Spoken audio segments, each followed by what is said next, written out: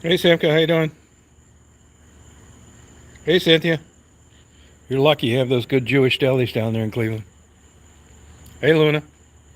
Plus you have Slimans in Cleveland. Cleveland.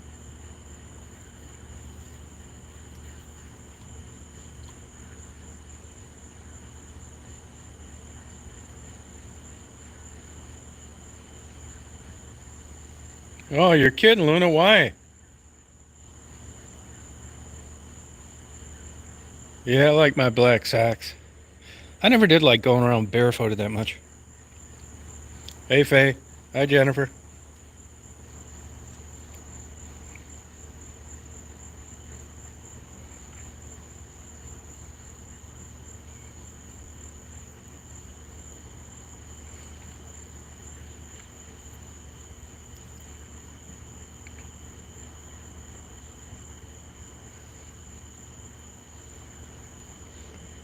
That steak taco place is really good.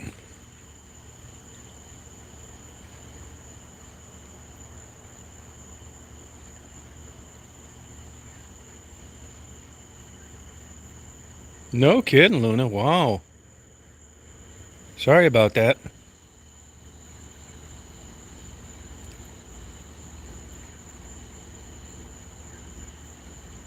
It's a chat, Chris. Hey Cynthia. Hi Bill. Hey Salty Girl.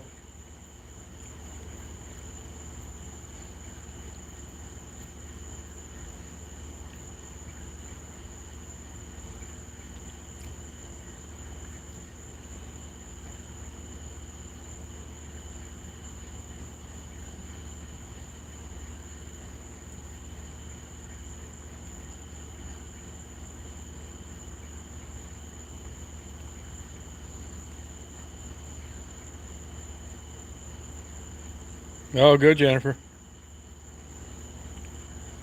Hi Becca. Hey Barium. What are you doing? Oh, you probably do, Chris. Did you get a notice or what?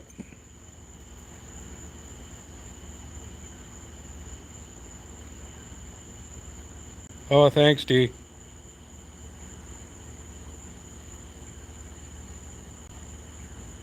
It's not Detroit. It's Hilton Head, South Carolina. Yeah, everything's going pretty good.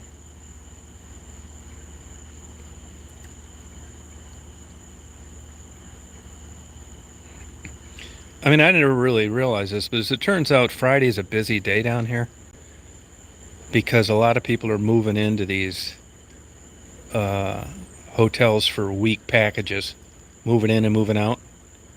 And I guess Saturday's busy too because of that. Oh, thank you, Luna. What I'm realizing down here that's different from the other places, this is a real family destination. Kids or stuff like that. You don't see there's no riffraff, no crime. You're safe at night. I mean, I don't think the beaches are that great personally, but I think people come here because of the safety, the cleanliness, and everybody. I shouldn't say everybody, but most people, at least if you're visiting, everybody goes out to eat at night because there's really nothing else to do. This wouldn't be like a place for like people in their 20s. You're not going to find clubs and stuff like that too much. It's a place to hang out at the beach all day in the pool. If you saw that, Weston was pretty nice. That's why I went over there so I could give you a glimpse of it. And on a low nightly rate, it's 500, and on a highlight nightly rate, it's 2,200 a day. But it's very nice. It's if you look at how the pool and you're right up against the ocean, and I mean it's really quite a nice property. But that's what people do here. They come down here. They're safe with their family. And also, you're not going to get the waves and riptides that you get down around Florida. Now, they did see a shark down there yesterday. So people come here, just hang out by the beach, relax, watch the kids mess around, go out to eat at night, and do it all over again for a week straight. Yeah. Yeah, Dee, I don't think she's a disgrace at all. I think she's a person with a troubling addiction that's difficult to get out of. That's not very kind of you to make a comment like that with someone that's struck from the ravages of drug addiction.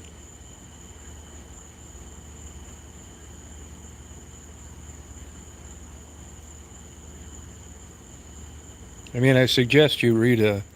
You don't know anything about Maddie's background. You don't know what she went through as a young girl, her family life, nothing. I'm not making an excuse for her lifestyle, but I would. She's anything but a disgrace.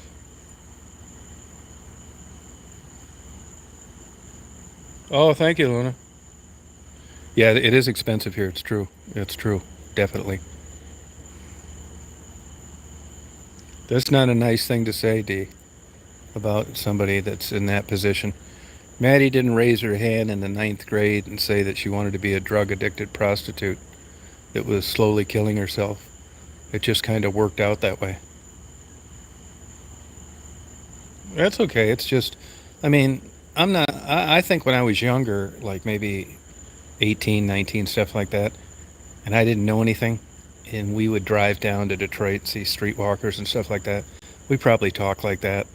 But as I got older and understood mental health and struggled it with myself, I realized that this isn't something people aspire to be. You're not going to see a TED talk from Maddie down the road. And I don't want to say it's something that they can't help, but it's close to it. Yeah, where I get a lot of books, if you go on eBay, there's a place called Better World Books. There's a couple locations. One's in the West Coast, one's on the East. The East Coast is Mishawaka, Indiana, and you can get hard-covered books about all sorts of addiction for like $5, free shipping. You can't beat it, and that's where I got my material. You could also go to Barnes and Noble, but you're gonna, they've pretty much figured out drug addiction long ago, so it doesn't really matter. Minus a miracle cure that you got, one that was published 6 months ago. So even though some of the stuff is older, I learned a lot. You're welcome. Yeah, the heroin and stuff controls every single thing you do. And people that say things like, well, why don't you just quit? You knew what you're getting into before you tried it. There's a much bigger picture than that.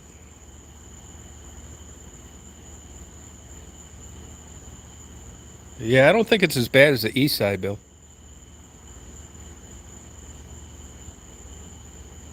Oh, sorry about that, Salty.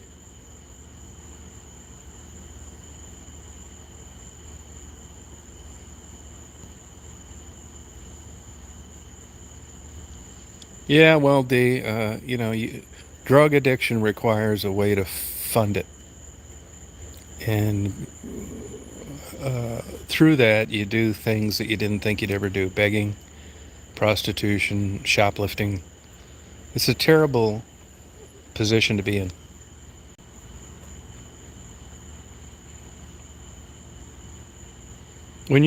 I guarantee you, D, if you read up on this and you understand where it's more of a mental illness and a chemical addiction than it is a choice, you'll be thinking about this differently down the road. Yeah, it is. It is. Well, Canada's paying for that bridge, Yeah, Delray's done. But, honestly, Barium, it's been done for a long time. For a while, that was one of the top hotspots for crime, and then those bridges got damaged and weren't working, and that basically changed it. Although it was, if you look at Delray, I think is it 40209? There's still, I mean, it's not now because there's so much security back there because of the bridge, but for a while, I mean, there was crime, but almost everybody had left. But the thing that disappoints me about Delray is if of all the cultural recognition that you can get in Detroit, particularly with African Americans, even Pole Town, you know, the Hungarians got absolutely zero in the Polish in Delray. They act like they were never there when they were early inhabitants, had beautiful neighborhoods for years, and hung in there until they was lights out.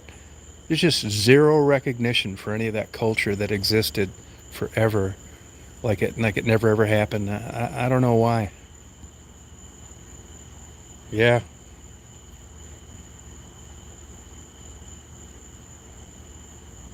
Oh, I didn't know that, Barry. It is, but that's CSX.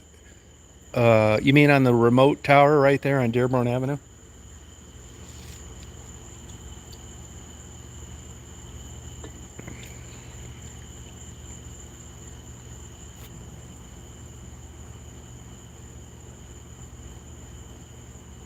Yeah, for sure, Barry.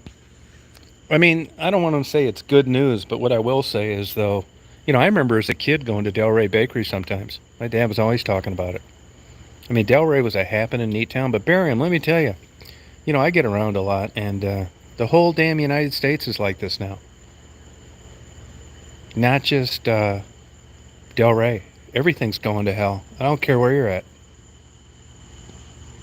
Hey, JJ.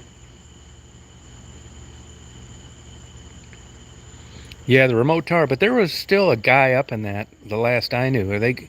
Is there nobody up there anymore? Is it totally unmanned?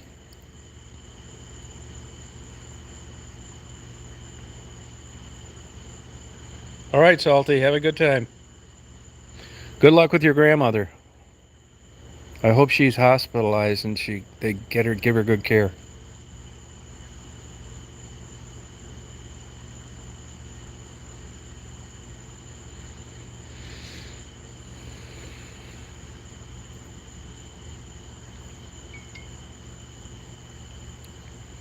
Oh, good for you, JJ.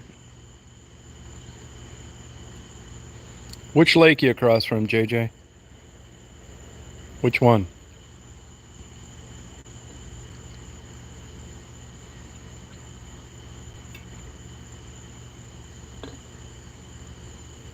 Let us know how she's doing, Salty.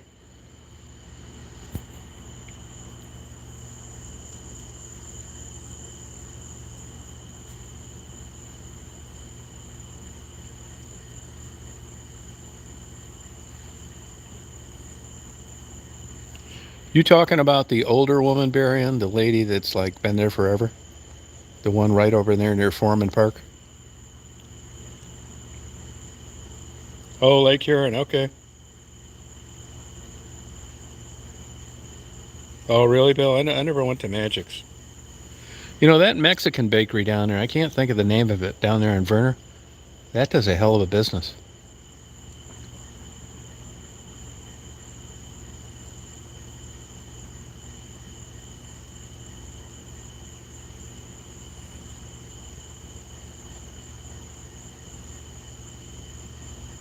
No, he didn't. We used to go to an Italian bakery, though, where a couple old maid Italian women ran it over on Allen Road. And they used to get pepperoni rolls. No, Barium, I don't. I don't think so. No, I think the Rust Belt's screwed. And if you look at the timeline with that, amongst American manufacturing, really, when you crunch the numbers, it really didn't last that long. I mean, I've run into, I strike up conversations with people everywhere, red lights, hardware store, neighbors down on the beach, whatever. And if I remember, usually I get around to asking people that are in their 50s and 60s, how would you like to be starting out now? And before I get the words out of my mouth, they say no. You talk to anybody that's been around, that's witnessed the last 20 years, that's older, and they've had enough.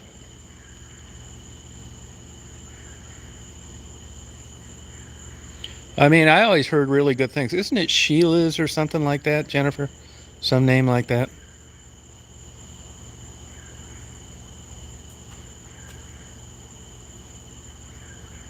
Oh, okay, JJ.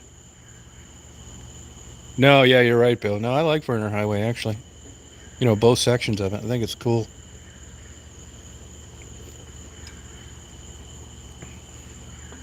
Yeah, do you remember that old Italian bakery where those two old maids ran it? Italian bakery. They used to have pepperoni rolls and those Italian candies. No, I'm talking a long time ago. I'm talking about the late 60s or very early 70s. I forget. I thought it was. What was the name of that damn place? Jennifer, do you remember Little Indian Remote Control Airplane Club, right where Pennsylvania went under Dix? Do you remember when they were flying those little remote control planes? And how about Detroit Dragway?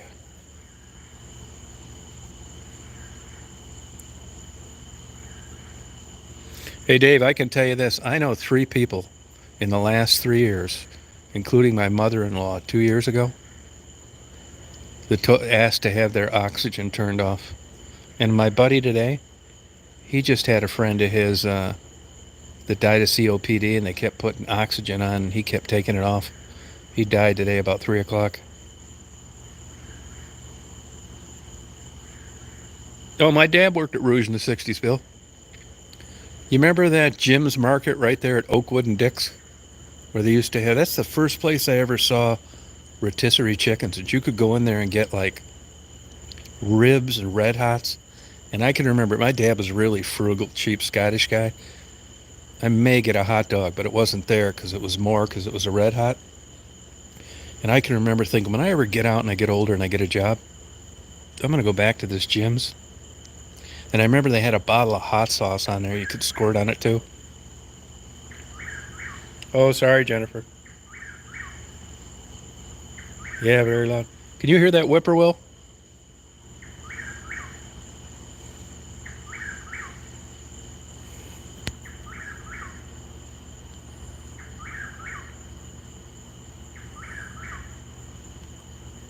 That damn bird will do that all night long.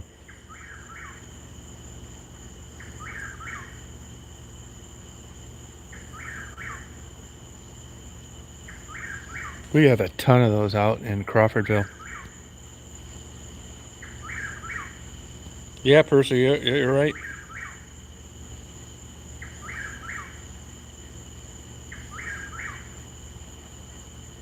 Oh my God, Dave, no kidding.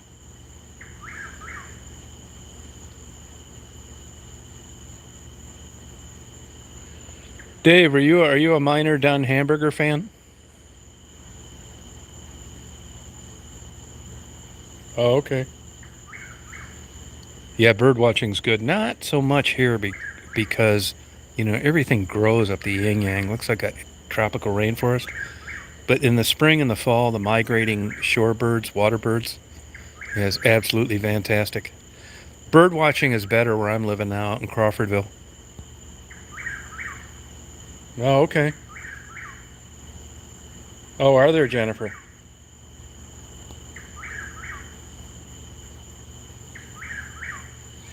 Yeah, Dooley's. I went there one time and it's dirty as hell.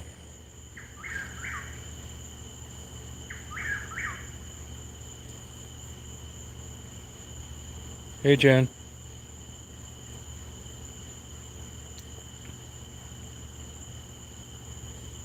Somebody just sent, I don't get emails like I used to, but I got one today from somebody that was bitching about my channel becoming super boring, which it probably is compared to the old days. And that why don't I come on and do a live chat, question and answer, and that the only people that come to the chats are the ones that agree with me, and that why don't I interview the girls anymore? This is all stuff you should know if you've been around a while. But I used to get just barraged with emails like that, and I haven't in a long time. No, I'm going to move there, though. Yeah, I'll move there. Yep. I got to get back. I'm building a house over there in Crawfordville, and I'm going to move my stuff. I got to go up to Michigan, sell my condo. But now I got to mess with that yet. I've been dreading it. Hi, Kathy. That's a whippoorwill. Whippoorwill, Kathy. Yeah, I thought the hot dogs were all right, but the place is just so goddamn dirty. In Crawfordville, that they filmed that movie there. They filmed about 14 movies, Sweet Home Alabama, and there's a place right down maybe 3 or 4 miles from me called Heavy's Barbecue. It is by far. I mean, you gotta be like off the charts for me to like be noticing this stuff. Look up Heavy's Barbecue in Crawfordville, and look at the Google reviews and click on the lowest. If you're having a hard time sleeping at night, and I'm telling you, that is by far the dirtiest restaurant I've ever been in my life. Yeah, I think it will bury him, yeah. Hey, Lori, how you doing? Oh, Osceola. Oh, do you? Cool. Yeah, it's not. That's the first one I've heard down here. Last night when I walked down the ocean, I saw owl. Hey, James.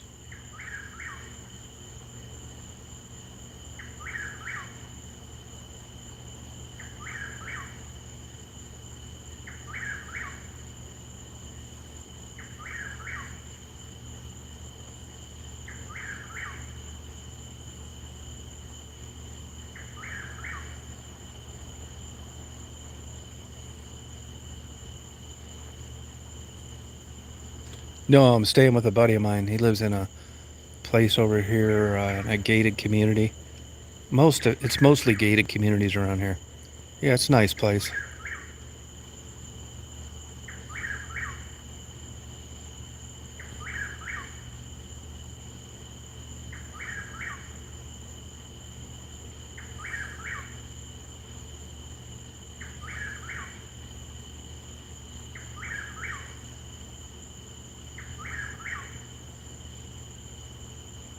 Oh, really easy. Oh, I didn't know that. I heard some steely dance tonight.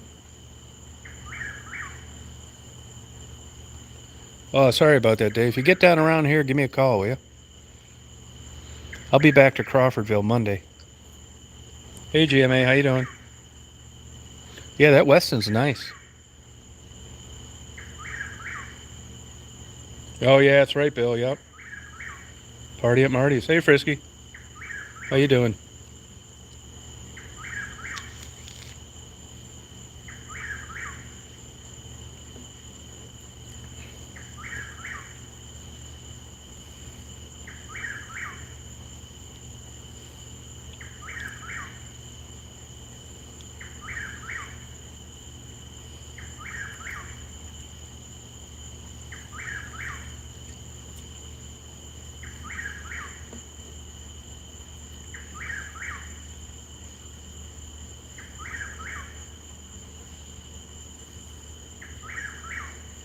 Yeah, this is a really nice one here, too. Yep.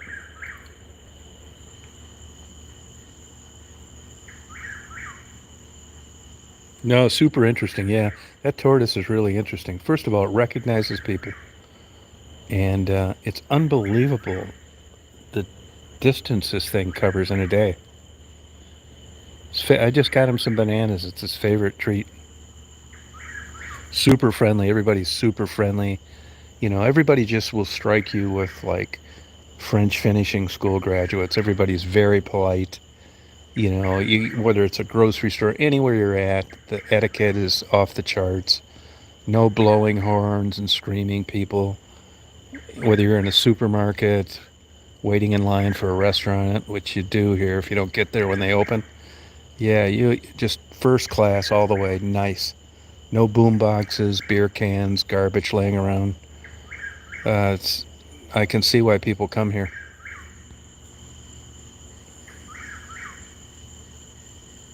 Oh, good for you, Frisky.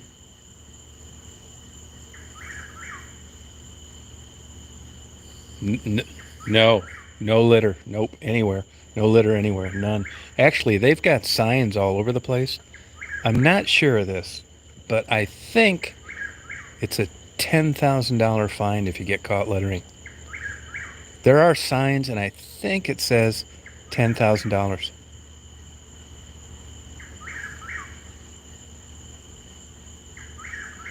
Oh, good for you, Dave. Hey, Mark. Dave, is your daughter symptomatic with this COVID or not?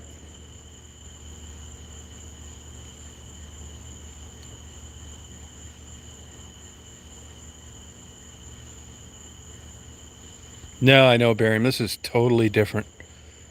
I mean, really, no worries. You don't see anybody opening their car door and anybody else's. Even if you go in like a parking lot, the Kroger's down here. I just went down to Kroger's to get some chicken breasts for the dogs, and I ate at that taco shop. And everywhere is just like super clean.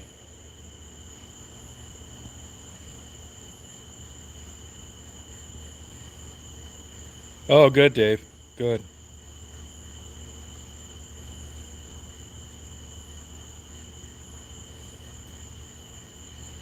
Now today was pretty good, but you can get pretty damn hot down here.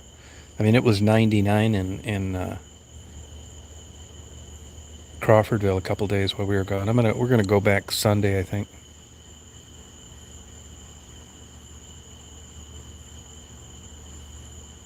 Oh, hi Nigel. How are you? You guys produce some. Do you know much about Hazley Crawford?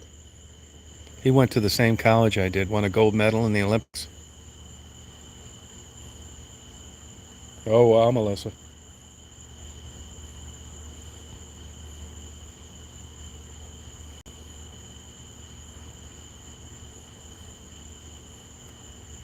Yeah, I was in a bookstore in Detroit one time. John King's, and that Talking Heads singer was in there. One of the clerks pointed him out to me. Hey, Kaiser.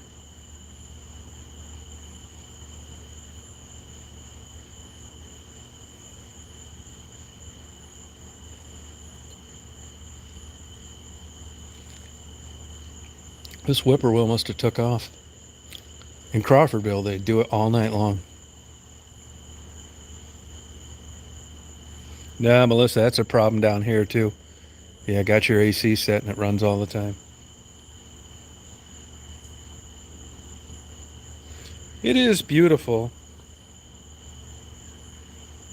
Thank you, Nigel. It is beautiful, but I just came to the conclusion today that it's the safety, the no trouble, the no crime, everything's clean. You don't need to worry about getting raped or robbed or murdered. And I think that's the allure. Because I'm telling you, man, I mean, I like beach walking at night particularly, but I'll be honest with you, I just can't get into it when it's a 1 foot wave. And the water's dingy looking here. I was reading an article online yesterday or the day before. And when you go down there, it looks like the Mississippi River. I mean, the sand is great, the sunrises are great, the sunsets are great, the beaches are cool, they have like natural plants growing. But when you look in that water, it looks like the Detroit River. It's not appealing at all. And anyway, the article said the average distance you can see with a mask on is 10 inches. I mean, it sucks. I don't think the beaches are anything compared to the Clearwater beaches of Florida. I mean, it's just a whole new ambiance. You know, seeing like clear blue water, big waves crashing. I love that. But down here, it's like, I don't think that it's that great. It shocks me that so many people go to Coligny Beach and South Beach and pay up the yin yang for water that you couldn't pay me to go in.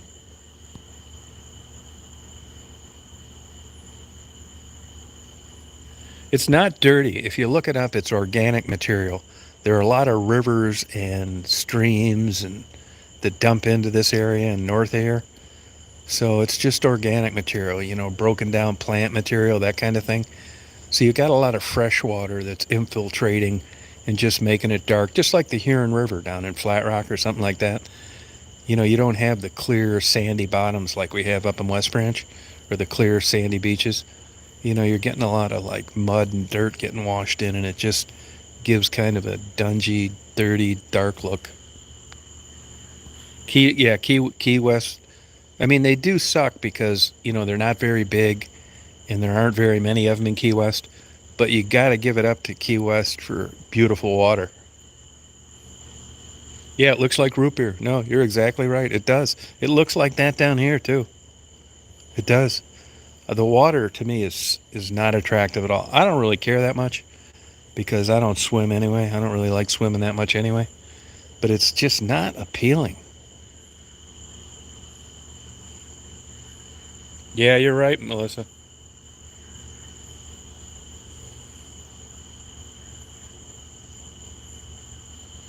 Yeah, I mean, it just doesn't look very inviting. But you go down, like I said, the clear blue water in Florida, at least on the east side, starts about Cocoa Beach. But all the way up from like Cocoa Beach North, all the way up through Martha Vineyards and stuff, Connecticut, New York, Rhode Island, those places, that water is like not appealing at all.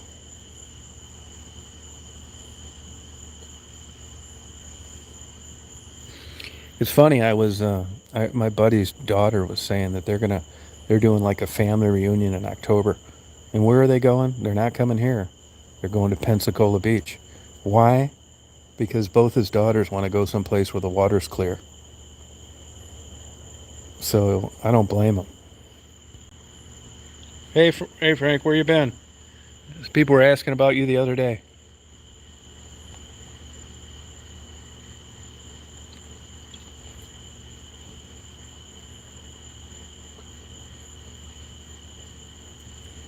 Okay, that's good.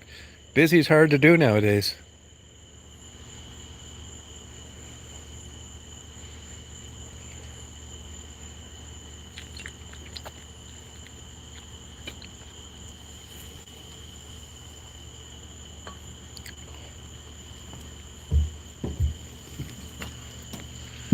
I'll be right back. I'm gonna grab another beer.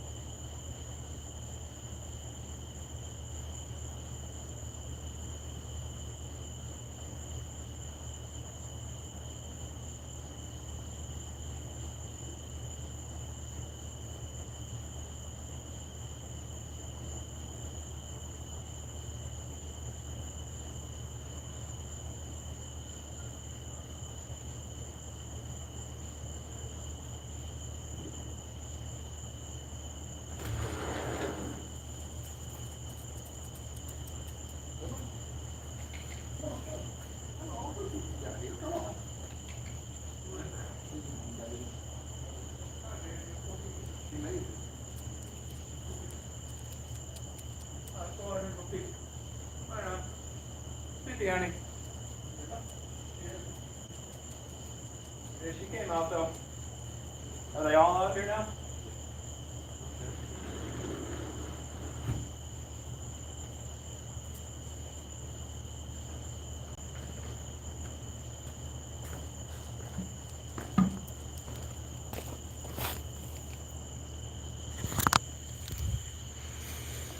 Daisy, she's got this like bladder stone. She's getting her surgery Monday. But we've went through about, and I'm not exaggerating, 25 rolls of paper towels. She pees constantly.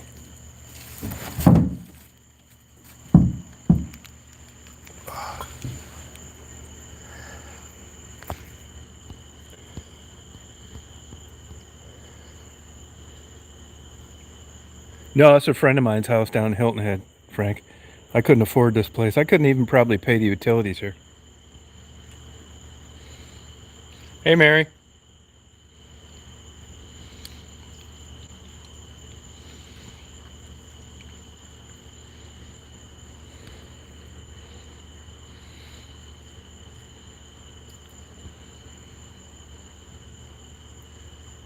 Oh yeah, man, it's unbelievable. That's all we do is clean up dog pee. It's slate and laminate and tile, so it's not like they're wrecking anything. She's wrecking anything. Good, doing fine, thank you.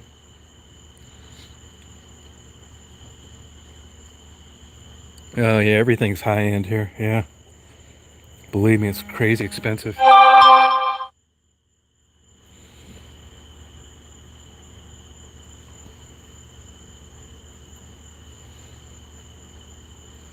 There's Daisy.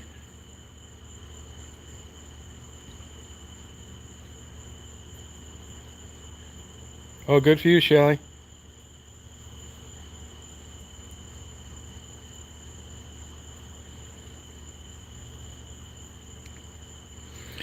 I don't know why it jogged my memory like that, but I got my pilot's license a long time ago, and for about 15 years, that's all I did was fly. I mean, just obsessed with flying. But anyway, during that time, I got to meet a lot of pilots, and I still have buddies of mine that fly for airlines, and a couple that have retired and that kind of thing. And you know what's surprising? You would be surprised, Jen. I guess that's what jogged my memory. You would be surprised at the guys I knew that were pilots that were afraid of heights. I know that sounds crazy, and they get the heebie-jeebies. It's like you had to shoot an approach, or you had to go in some place where you were lower than the buildings. That would really make them nervous. It's weird.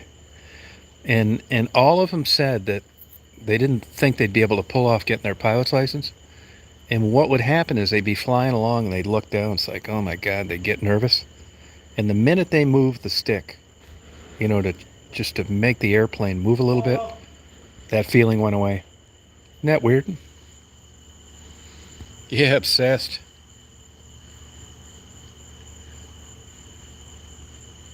Nah, I didn't, because I got to get this done. I got a second opinion, not because I wanted to, because I came down here, without planning on it, and it just seemed to be getting worse. She doesn't seem to be in pain. It's just something that happens to small dogs, and she just pees her ass off. Isn't that weird, Shelley? Yeah, it's so crazy. Yeah, you want to get some Dory Bomb, Jennifer, for sure.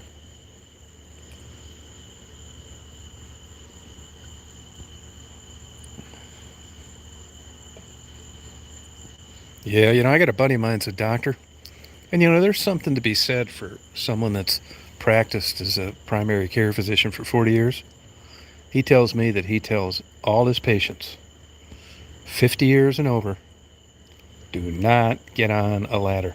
Oh, and by the way, speaking of COVID, one of the things COVID is known to affect is your balance. So for anybody out there that knows somebody that has it, or if you get it, I just got over COVID. And it did affect my balance. Yeah, Dory Bomb. Yeah, Dory Bomb, yep. It's CBD and THC. It's basically kind of like Rick Simpson oil stuff.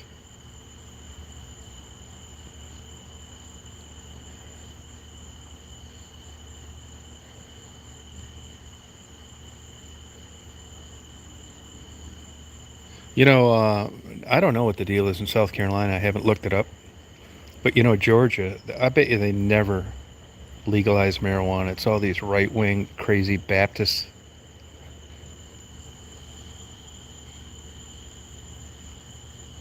Yeah, that will go away, Melissa. That will end up going away.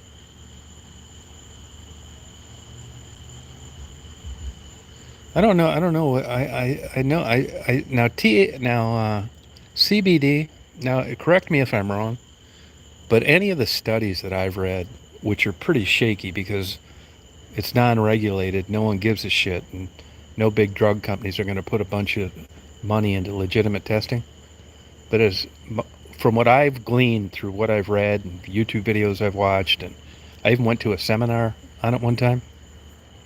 Not for me, but a lady that couldn't go and had chronic pain. And just from what it seems like to me, CBD seems like bullshit if there's no THC mixed with it. Kind of like Ouija board stuff.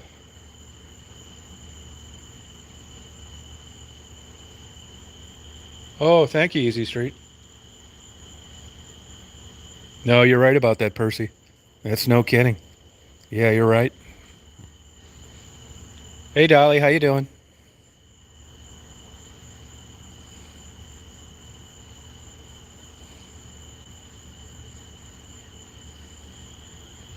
Yeah, and that's just a hillbilly analogy from what I've gleaned and what I've read.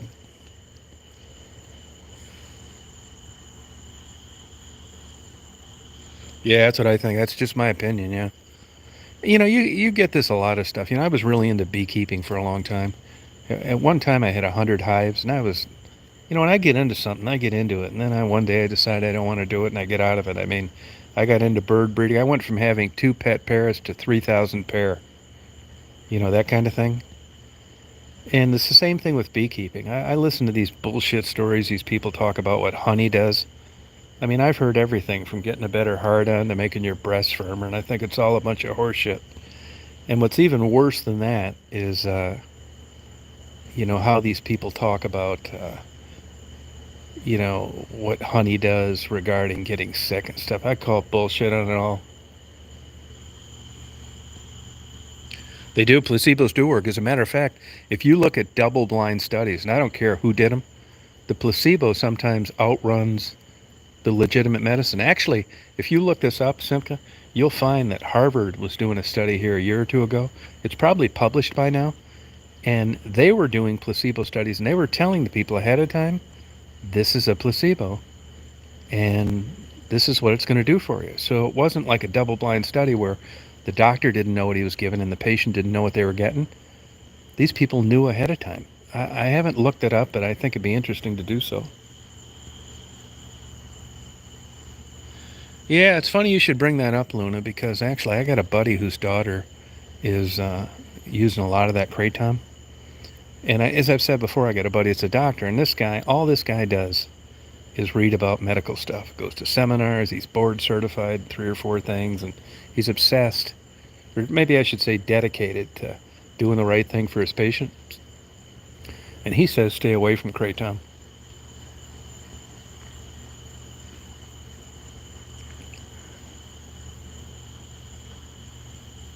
Oh, they didn't. They didn't, huh, Frisky? Yeah, I believe that. I believe it. Yeah, it is. It's real. Yeah, sure is. Yeah.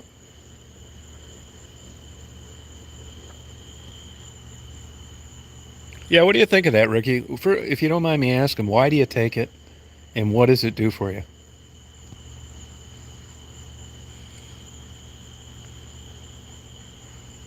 My guy, I know one thing that he said that he worried about was uh, organ damage. Was she just laying out here? She's enjoying herself. Bye, Lola. Lola wanted to lay outside.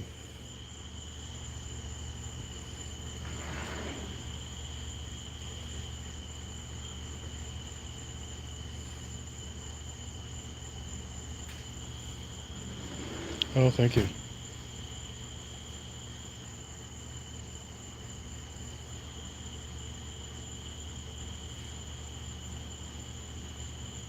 Oh, thank you, John Boy. Oh, really? Okay, Ricky, good. Glad it's working for you.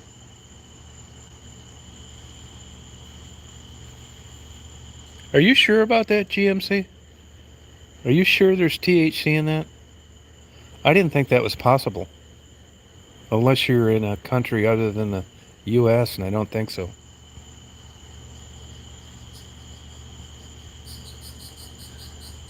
Oh, interesting, Ricky. Thank you. Glad it's working for you. I bought so much of that Dory bomb for people to blow your damn mind. I have. Now, I'm not bragging or putting a white hat on, but I'm telling you, man, my YouTube money, I did good things with it. And one thing I did was if somebody had a problem or, you know, needed some Dory bomb, I covered them on it, no problem.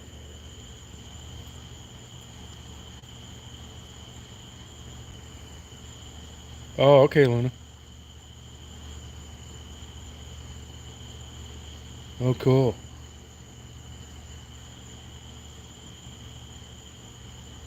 Oh, really, Jeff? How you doing?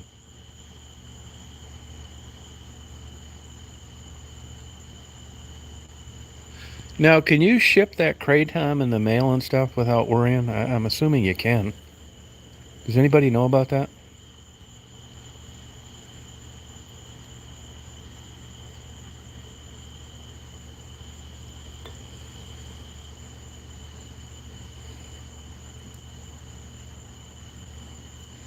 Yeah, I mean, I tried to do it. Tried to do it. I mean, like I said before, Frisky, I mean, I don't think I'm like I don't deserve a parade for this, but I mean, easy come, easy go. It was legit, man. It was a hobby. It wasn't money I really earned. I'd have been doing it anyway. I did it for like ever before I ever got dime one, so I thought, fuck it. This is like free money, so honestly, I think I would have felt a little guilty spending it on myself because I was having fun doing it. It'd be like getting reimbursed for going on vacation, but I don't think I should be wearing a white hat or anything.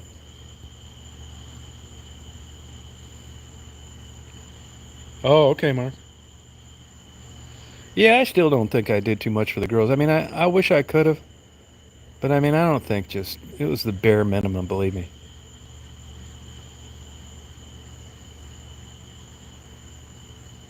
Oh, shipping has gotten crazy now. It's ridiculous.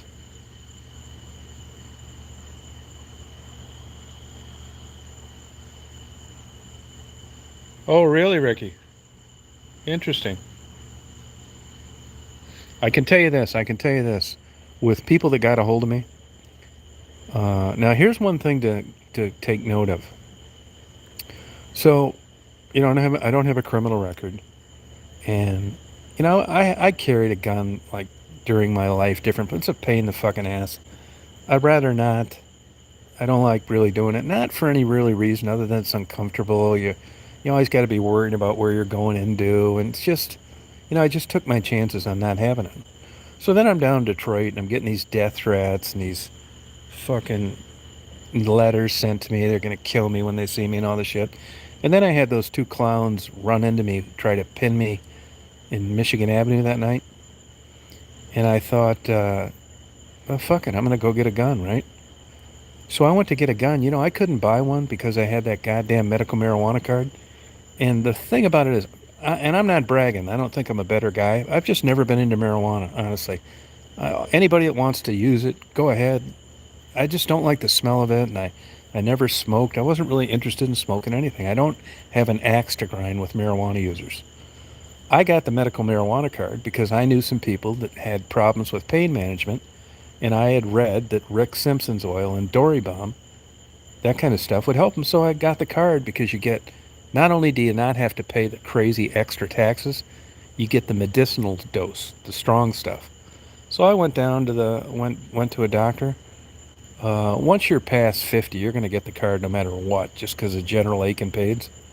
So I got the card, and sure enough, I just started loading up on Dory Bomb, people that I knew that needed it. And when I went to buy a gun, I couldn't buy one because of that goddamn medical marijuana card. Now that thing's coming up for expiration soon, and I want it to expire so I can buy a gun again. And most states, I shouldn't say most, a lot of states have reciprocity. But I'm telling you, before you get the medical marijuana card, if you're living in a high crime area and you're worried about getting taken out by some scumbag looking for money, it will cause you problems. Oh, thank you, Luna.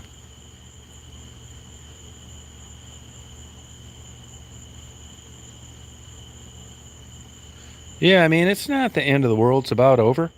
But I think if I would have known that, I mean, would have been screwed either way. Either I would have got the medical marijuana card, not been able to buy a gun or carry a gun with me, or I would have got the gun and then bought the card, and not realized that that was going to keep me from doing that for 2 years. But it got to the point where it was just not safe being unarmed in Detroit. I mean, not now. I mean, obviously my channel's different than it was when we met. But I mean, I used to get. I'm not being a baby about it, but I didn't really take any of them seriously. But for a while there, at the height of these damn interviews going viral, I was probably getting 50 death threats a month.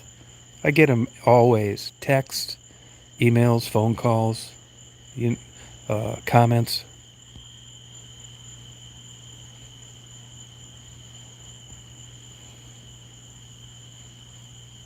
Yeah, you're right, Jennifer. But Jennifer, it depends on how you look at it. If you look at the philosophy of Chicago, uh, it's like locks on doors. They keep out honest people. You go to Chicago, which has got some of the worst violence in the entire country, and you can't have a gun in Chicago legally. Pistol. I mean, that's nuts. If you're a dirtbag and you're robbing people and you're a criminal, you don't give a fuck about permits or anything like that. You're going to have a gun. If you get caught, you get caught, but you're going to have one. So basically, what it does is it keeps the people that are trying to abide by the law and protect themselves from being armed, which I think is nonsense. Hey, STC.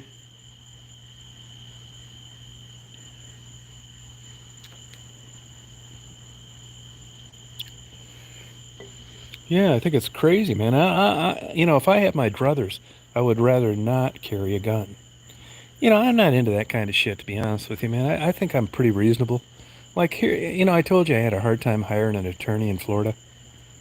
The first guy, I was depressed, not doing shit, barely brushing my teeth every day. So my buddy kind of took the reins on my divorce. And he looked up, researched, and found this fucking law firm in Florida. And all they did was represent men. And I looked it up, and they had good ratings, which was more important. And then the more I talked to them, and the more it progressed on, really getting into the thick of things and getting divorced, I thought, fuck these guys, man. I mean, they almost seem like women haters, and it's like men against women. I just got bad vibes with it, so I canned them. I didn't want to do it anymore. I don't want to be one of those. It just doesn't interest me. I mean, it's so stupid. Like you got divorced, or your wife was messing around on you, and now you hate women, so you hire a lawyer that only represents men. It just turned me off, so I canned them.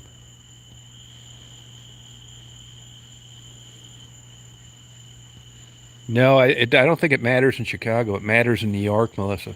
Yeah. Yeah, criminals will always be armed. That Roe v. Wade thing, I've read all those books on Roe v. Wade. There's of course a million of them. I shouldn't say all of them, but a lot of them.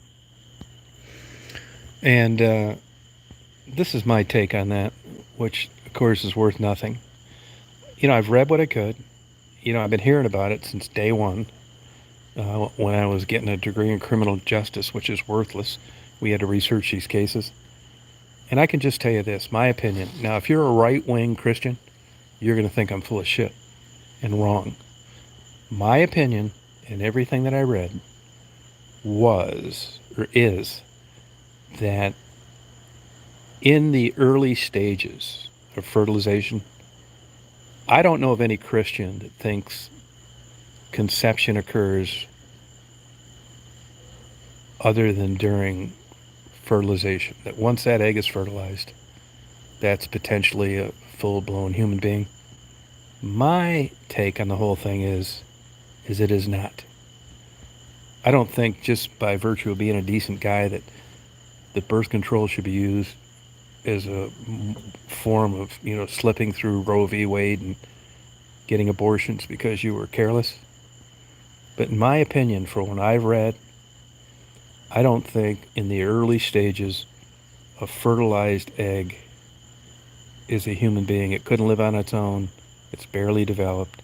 So, in the timeline that you're allowed to get an abortion in most places, it seemed to me that it wasn't that big a deal. But I know that Christians will disagree with that.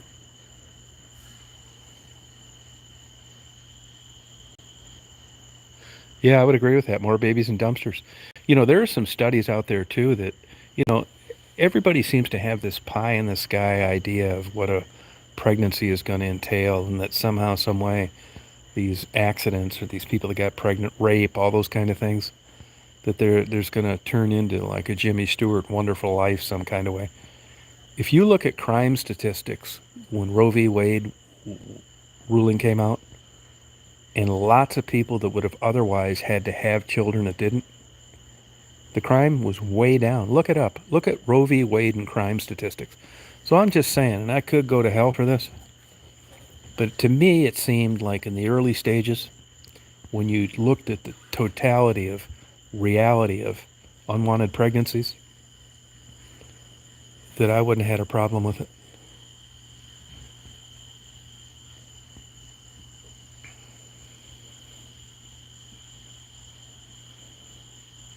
Yeah, probably, yeah. Yeah, I tell that people all the time. Yeah, I tell people that all the time. Sure, if there is a hell, I'm probably going.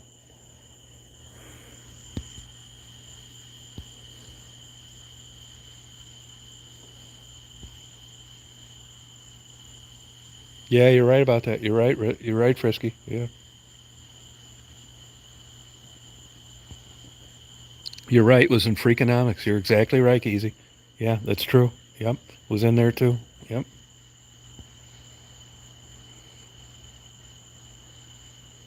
I forgot that's where I got that from. Yeah, you're right about that.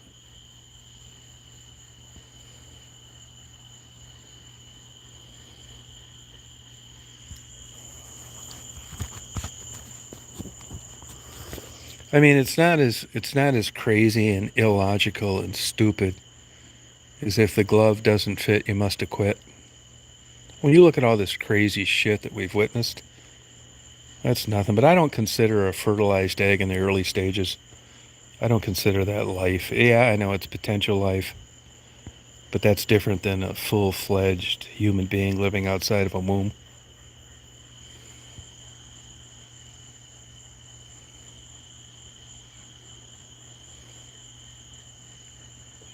Yeah, I mean, these are all. But here's the thing, too. If you think about it, if you're Christian and you believe in that, I mean, I bust people's balls all the time. I mean, about them wavering with Christianity. There were things that really turned me off on it early on. I think it's discriminatory in a lot of ways. It's okay if you believe, but really, if you look at like the gay lifestyle, even if you look at Sodom and Gomorrah and you read Acts and parts of the Bible, I mean, gay stuff is not cool in the Bible, either the Old Testament or the New Testament. And that was just one thing that really kind of made me like, I'm not saying that Christianity isn't 100% legitimate. I think it's a lifestyle and a belief. I'm just saying that I don't live a Christian lifestyle.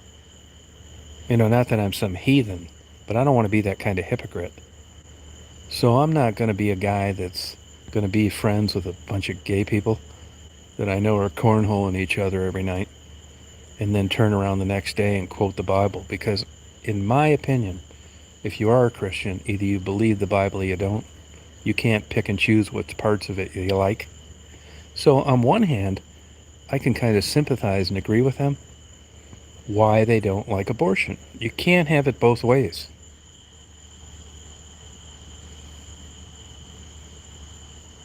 Yeah. I mean, you can't have it both ways. Like I have another friend of mine, his wife, she's a fag hag, but yet she claims she's a very committed, devoted Christian. Well, which is it? I mean, you're supposed to break bread and rub elbows with fellow Christians. And if you witness to them, I could see where you could cover your ass that way. But if you're just going on shopping sprees as a straight female, claiming you're a committed Christian 100%, and you're hanging around active homosexuals that are cornholing each other every night, you're not supposed to be doing that.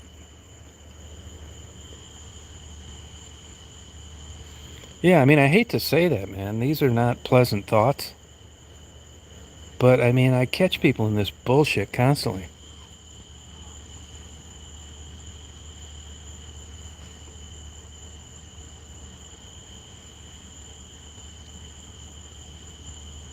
Yeah, it's different, GMA. Yeah, you're right about that. Yeah.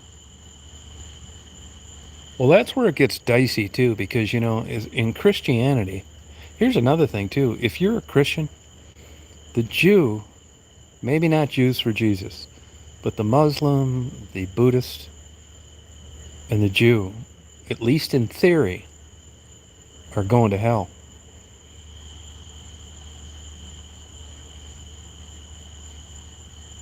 Yeah, it probably is a bad subject, but this stuff needs to be talked about.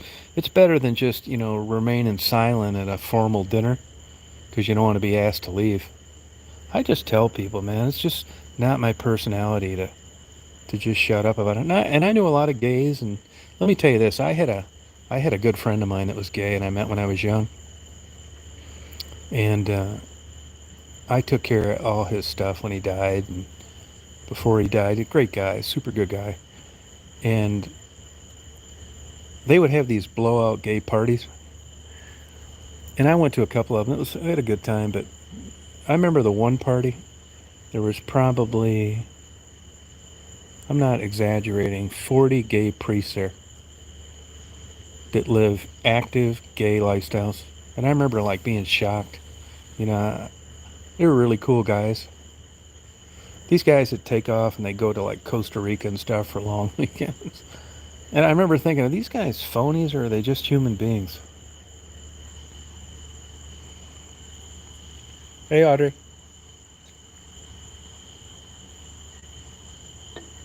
Yeah, I had a good time at those parties.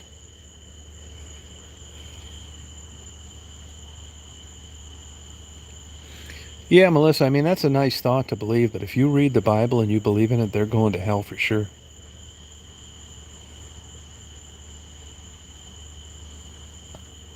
Yeah, but they say, Simka, that all people are exposed somewhere along the way, other than like the Down syndrome baby and the aborted, the age of accountability, that you were exposed at some time in your life to what Christians would call the truth, that you're going to have a chance to make that determination, and whether you accept it or you don't. Oh, you should do it, Audrey. There's huge crime up there, Audrey Saginaw. Big time crime up there. Father Kono. And for any straight guys out there, I mean, I'm not exaggerating on this too. I mean, I never got offended or anything. I didn't give a fuck. But these guys are, to me, it seemed that gays were way, way, way more promiscuous than the average straight male, even if they were in a committed relationship.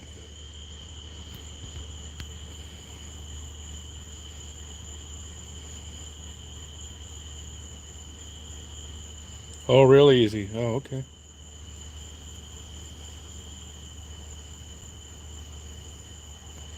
Yeah, church with no panties. He was right about that, though, with regard to like shelters and stuff.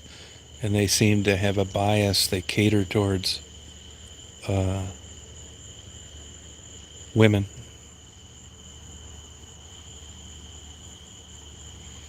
Yeah, Audrey, if you do that, you need to go further north. Try and go further north. If you look at the map and you look where Clare is, it's not that far from Saginaw. The ambiance and the look in Michigan, particularly because of the trees, changes quite a bit. If you took a line and you drew it from west to east across Clare, and you don't quite get there with Saginaw, though you're not that far away.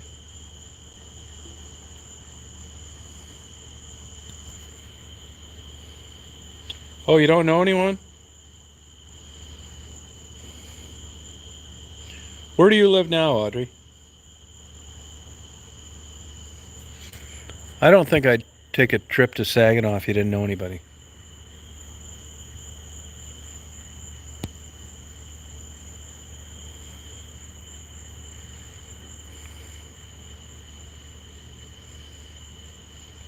Oh, you're in Covington, Georgia?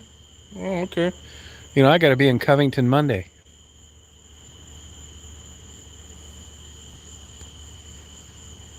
Yeah, you're right, Simka. Yeah, I'm going to come out there, Melissa. Yep, I'm going to.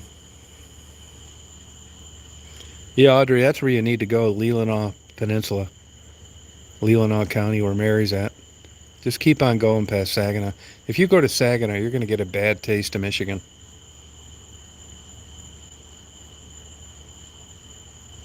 Oh, okay.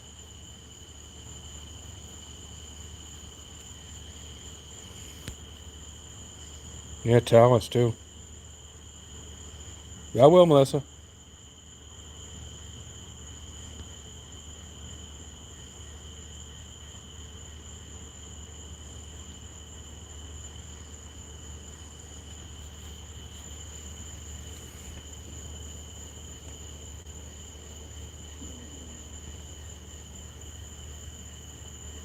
Crazy crime.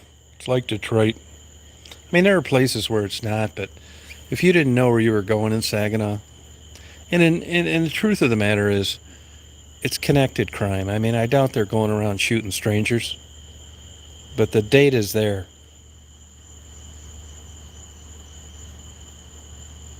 That's what they call it, Sag Nasty, yeah. Dolly, how you doing?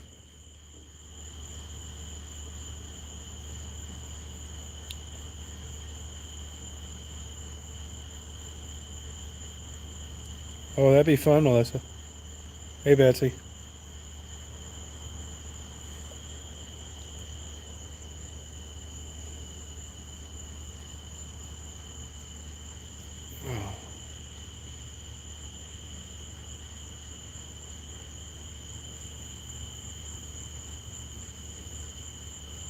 Oh, good.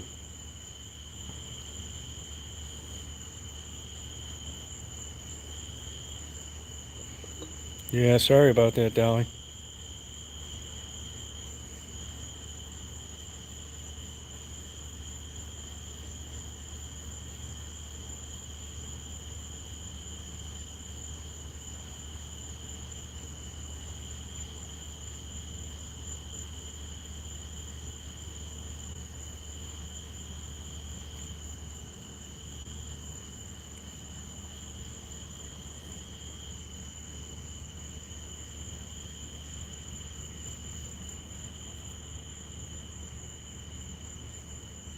Oh, okay, Audrey.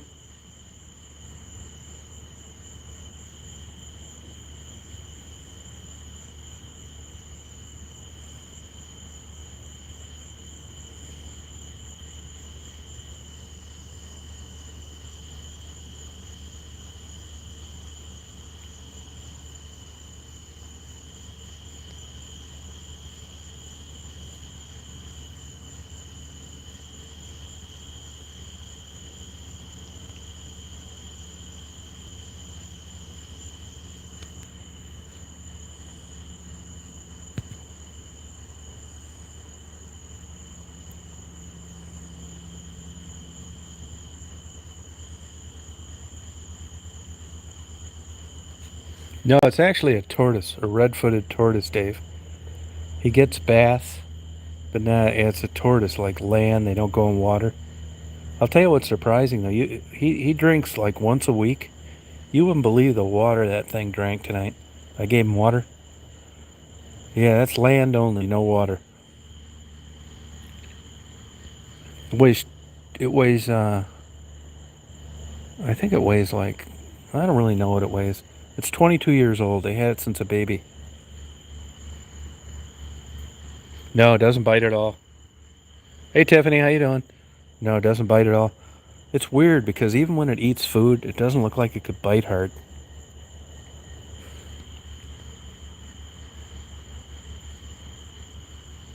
Yeah, it would, Simka.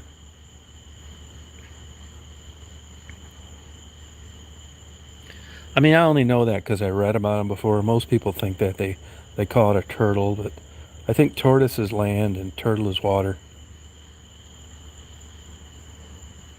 No, they don't. The heat doesn't bother them.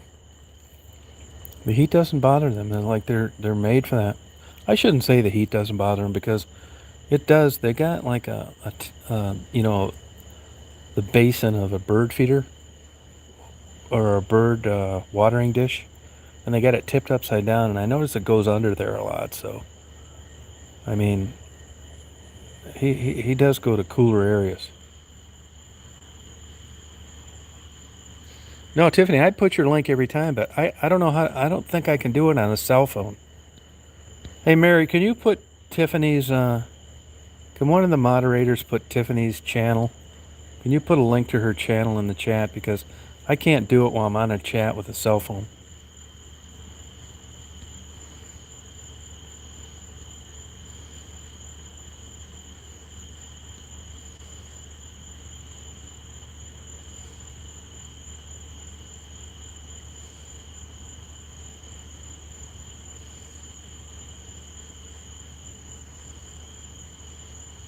Oh, sorry about that, Audrey.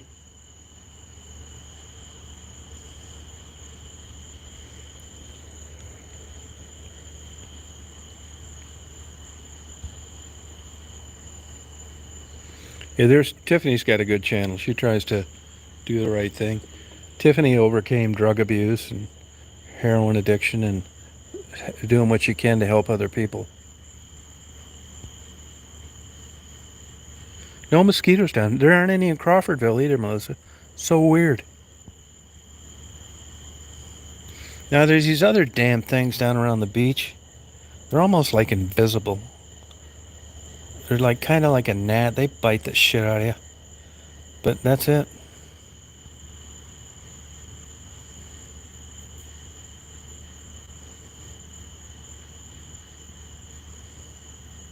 Yeah, Tiffany is a beautiful person. You know, she's been basically getting stalked by a bunch of people.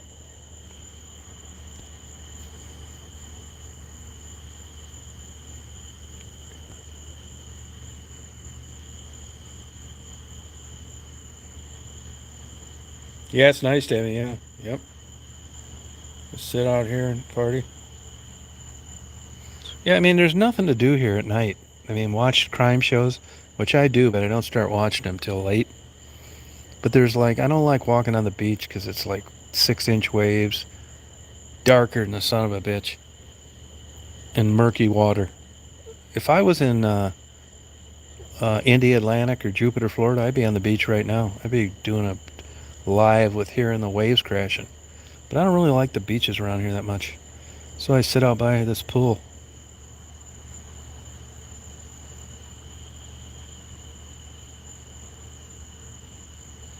Yeah, invisible gal. Yeah, that's what they are, no-see-ums. What the hell are those damn things? That's what it is, no-see-ums. What? That's what my buddy told me. What is that, Simka? Yeah, that's what they are, Percy. Yeah, crickets here. Yeah, but that kind of comes along with YouTube. You really find out. That's the thing that turns me off about YouTube. They don't want me asking someone what drugs they're addicted to or how they got into prostitution, and yet they'll let every stalking bastard in the world go on there and try and ruin someone's life and not do a fucking thing about it.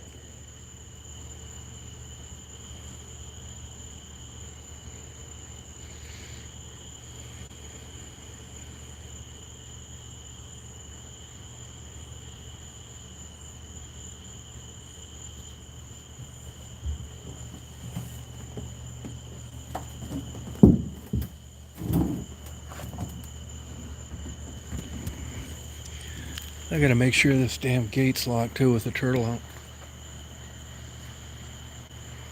Yeah, you're right, Simka. Oh, those things are a pain in the ass, man. What are they, like super tiny or something?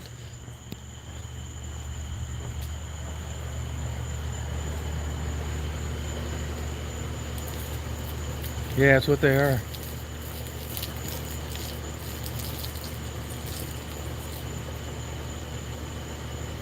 Well, I can still ask It's that, but I will get back to doing this in Atlanta.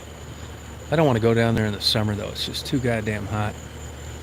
But I will be back to interviewing people, and I don't want to say a better place, but a different place.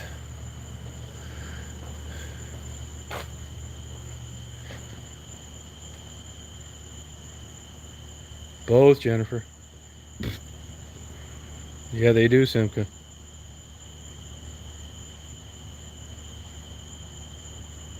I mean, can you see them so you can swat them or not? I like to kill a bunch of them, though.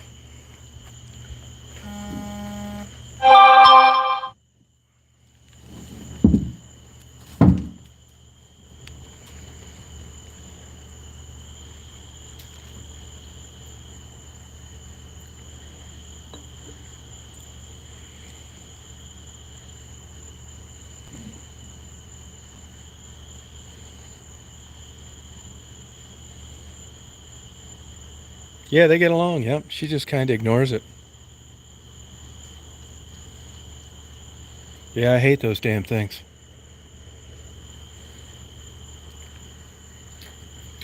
I mentioned that water's kind of murky down there, which, you can't go down there like where I go down to the ocean and look in there and see anything. It's too damn dark looking.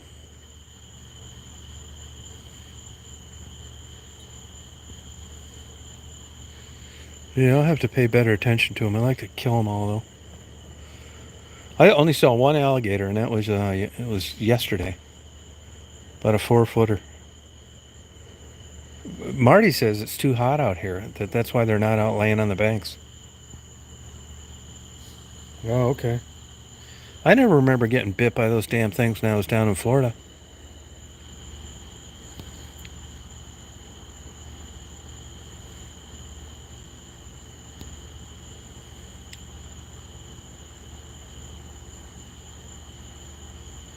No, Covington used to be really nice. Audrey, do you know Freddie Neely, the ex-drag racer that had that real nice liquor store there in Covington with the dragster hanging from the ceiling in the airplanes? You know what I'm talking about?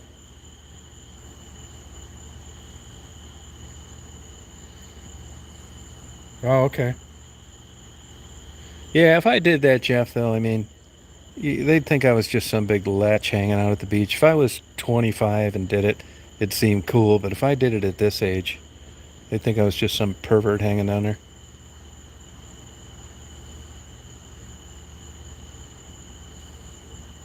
He's like a super famous guy, Audrey.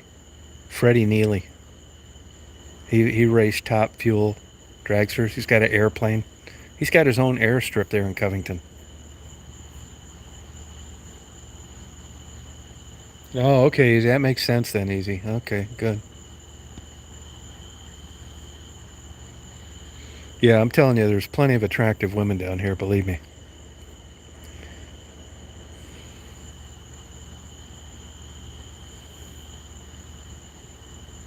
I mean, I'm not kidding you, Jeff. Biking's a big deal around here, and I'll see. I'm not exaggerating. I'll see 100 just gorgeous women riding bikes a day around here. It's unbelievable.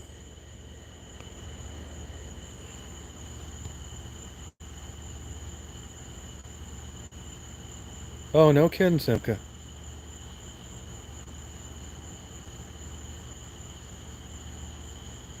No, I'll never get married again. I don't even have an interest in dating, to tell you the truth. I don't know. I guess it's just getting older. I don't know why. I had one girlfriend after I left my wife, and that was in '99. I couldn't wait to get rid of her. I think it was more like being like antisocial. My parents were like that. My sister's like that. It's not, I mean, I'm not saying it's impossible. I'm just saying it's pretty unlikely.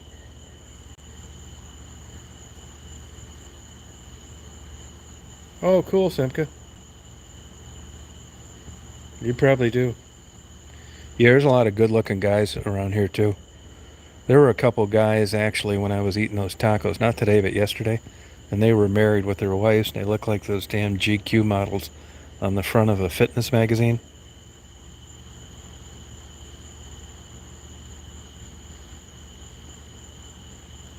Yeah, Covington's not what it used to be. I know that, Audrey.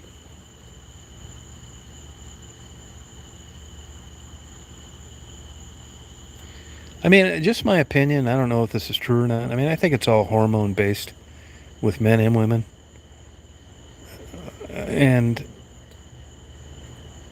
if that's true, it makes sense because you'll talk to. I remember being young and I remember talking to older people that lost their spouse. And I thought, well, now they're going to have a chance to go out and date and stuff. And they'd always say they didn't have any interest in it, that kind of thing. And I didn't understand it then, but I kind of understand it now. I think with that big giant mother load of hormones, it changes things. Yeah, you know what I mean, GMA? I mean, I don't know what else to blame it on. It's not like I hate women or don't have a bunch of women friends. I just don't think I'd want like a girlfriend like I did when I was 20.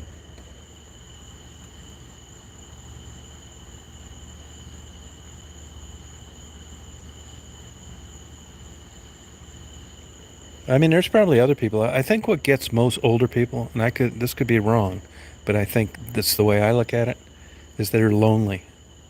They like want companionship and Marty's building a cemetery too in that place that I'm building a new house.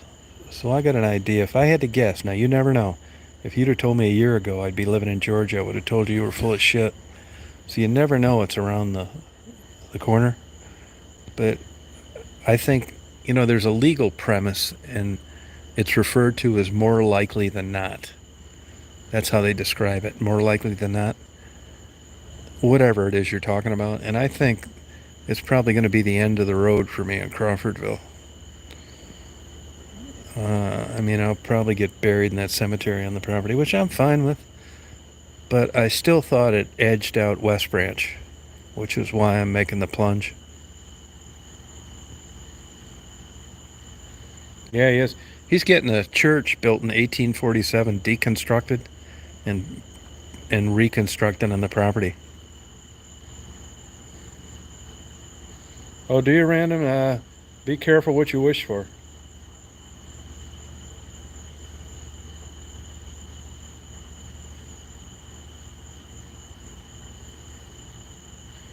I mean, Marty's wife's like kind of. I think she was skeptical of me for a long time. Everything's cool now, but I joke around a lot and stuff like that, and I don't think she thinks mail order bride jokes are very funny. And I do joke about it sometimes, but I mean, honestly, my honest opinion of mail order brides, I think you'd have to be a weird guy to have like some young woman come over here and marry her, and you're like 40 years older than her. That to me, like, just seems like some moral crime. I mean, I joke about it all the time, but I'm just kidding. But I know guys that have done it, but I mean, the language barrier. I mean, what do you talk about?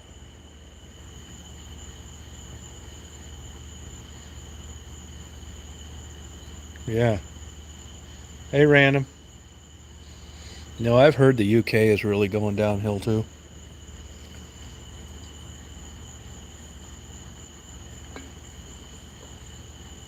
Yeah.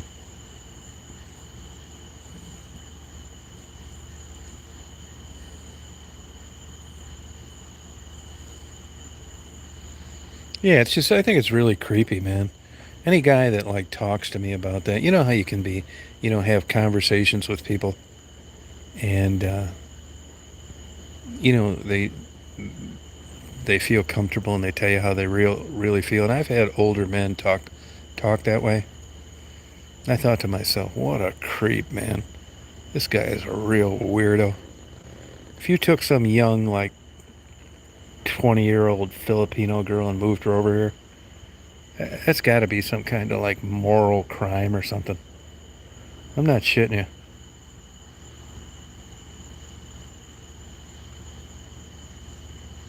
Yeah, James, he is. Yep, he is. Yep, Marty is. Yeah, 5 acres worth.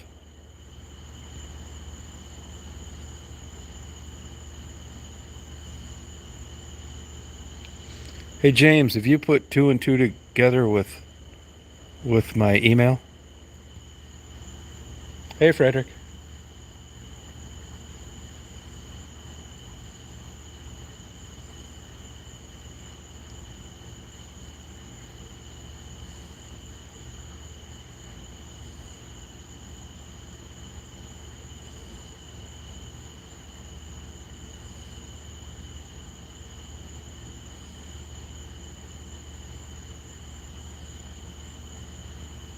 Not where I'm at now, Jeff. Oh, thank you, Random. Yeah, I think I already do, Frisky. Crawfordville's a. I mean, everybody's got an open invitation to come visit me there. I don't know if I ought to let the cat out of the bag or not, James. But my guess is that you got a notice because of the email that I used, and I don't think you realize who you're talking to. If you don't mind, I don't mind.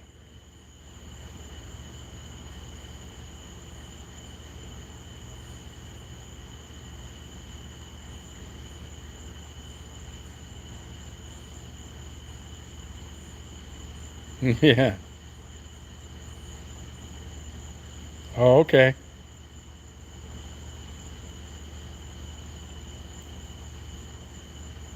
Weather's been nice. Hot down here a lot. Uh, Today was cooler. People said that you get used to hot weather, and I guess that's true in a way because I'm certainly not affected by it like I am when I'm at Crawfordville.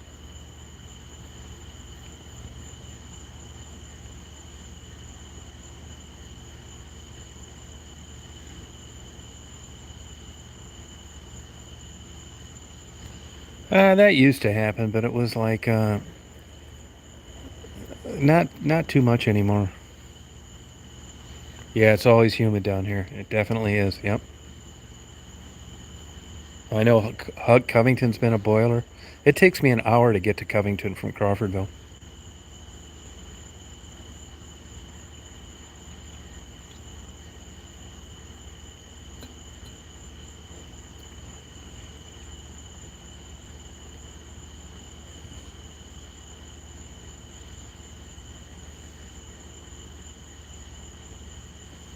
Hey, Kim.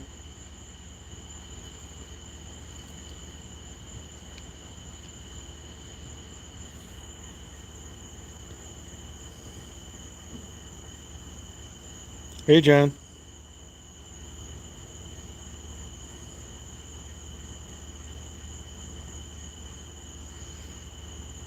Yeah, it's 90 miles east of Atlanta.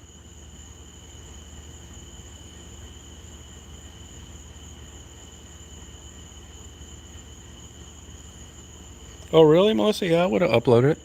Yeah, I would have uploaded it. And I do answer emails as long as they're not stalkers. Wow, easy. No kidding.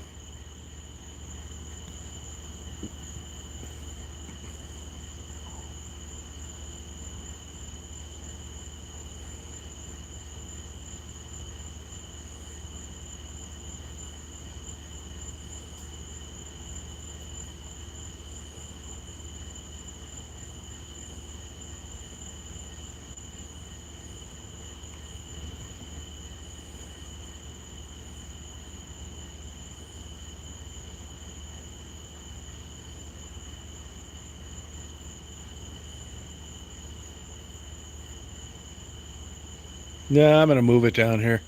I'm gonna move it down here. Oh, hell yeah, I've had plenty of stalkers, big time. Not as much now as I used to have.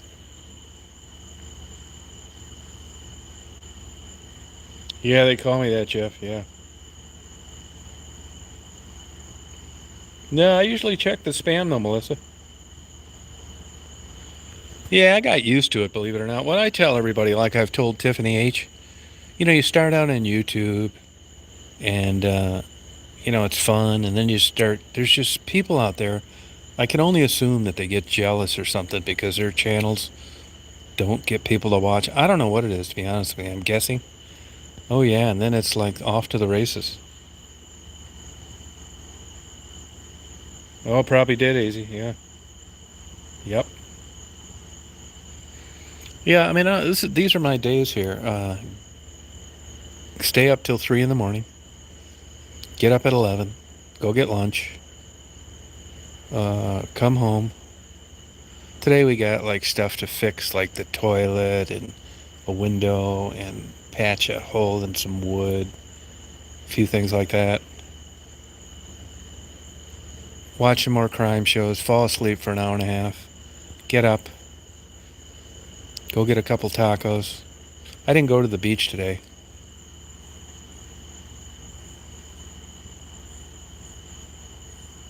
Yeah, Melissa, sure. Yep. Yeah. Yeah, if you'll get thick-skinned after a while. But the crazies on YouTube are just off the charts nuts. Seriously. No, the food is good here. That's the main thing here, the food. Yeah, I had one from Indiana. One from Chesterton, Indiana. Fucking nut job. Let me tell you this, for anybody out there that's starting a YouTube channel, you probably know this already. I was probably lax about it. But it isn't like all of a sudden you get stalked right out of the chute. A stalker, they've been busted at it before. So they get better as they progress at stalking. They've had court orders, they've lost jobs, neighbors don't talk to them. So as time goes on, they remember what cost them their stalking hobby, and they get better at it. So a word to the wise, this is just my experience. You get on YouTube. I don't even want to say you get lucky, because I never really had any aspirations to have viral videos. I was just fucking around, uploading shit that interested me. And before you know it, videos that sat around for a couple years got popular. And we all know what videos they are. They were interviews of prostitutes. And after these girls died by getting murdered or overdosed or hit by cars, then they even got crazier, more views. And like it or not, that's how you're judged on YouTube. How many views you get, how many subscribers you have. And honestly, I never really cared about it. I mean, I thought it was cool. I'd rather have a channel where I could interact with people than not. And what'll happen is you'll get these stalkers out there, and for whatever reason, it releases endorphins, and maybe they get a supercharged part of serotonin. I don't know what it is, but something super motivates these people. So what they'll do is they'll lay out a game plan so they can really stalk you. And the way that generally works is, and what I've noticed mostly, they'll come on and every video you upload is great, and Daisy is the smartest dog in the world, and you're so smart, and you're the best photographer that ever lived. And really, that doesn't really affect me that much. They come across, when you're naive, as nice people as opposed to stalkers. So after a while, you kind of get to know them, and they're helping you out, and you make them a moderator, and they're keeping crazies just like themselves out of there.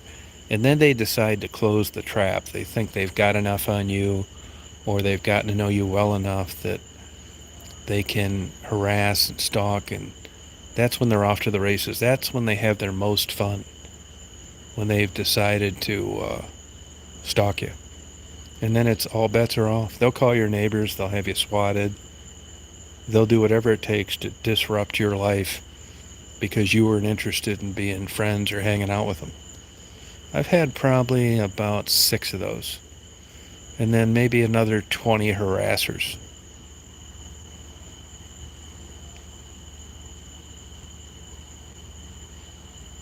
Yeah, that's it. No, it's not that, John. It's not that at all.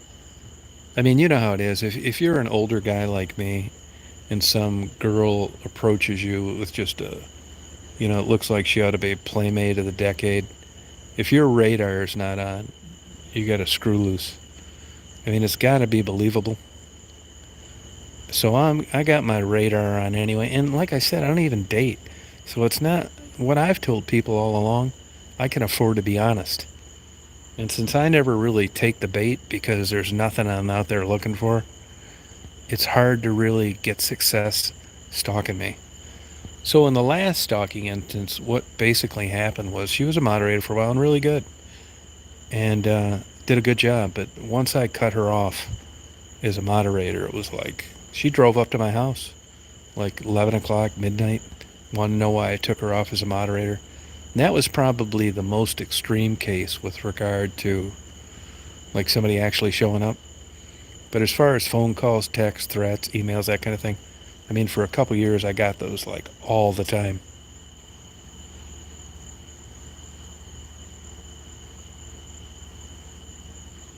No, I wasn't really into. I'm not really interested in dating, to tell you the truth. No, not really. Nope, never did. Nope.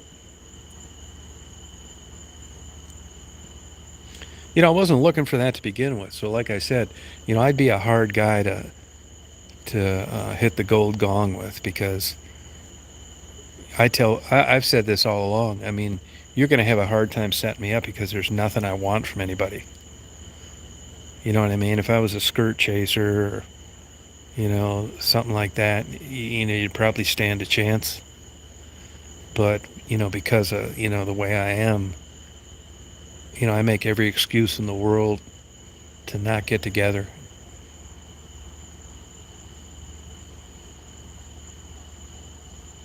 That's right, Frederick. It's a super pain in the ass, I see you. Basically, you call your local police department, and then they don't want to, these police departments don't want to mess with this shit anymore.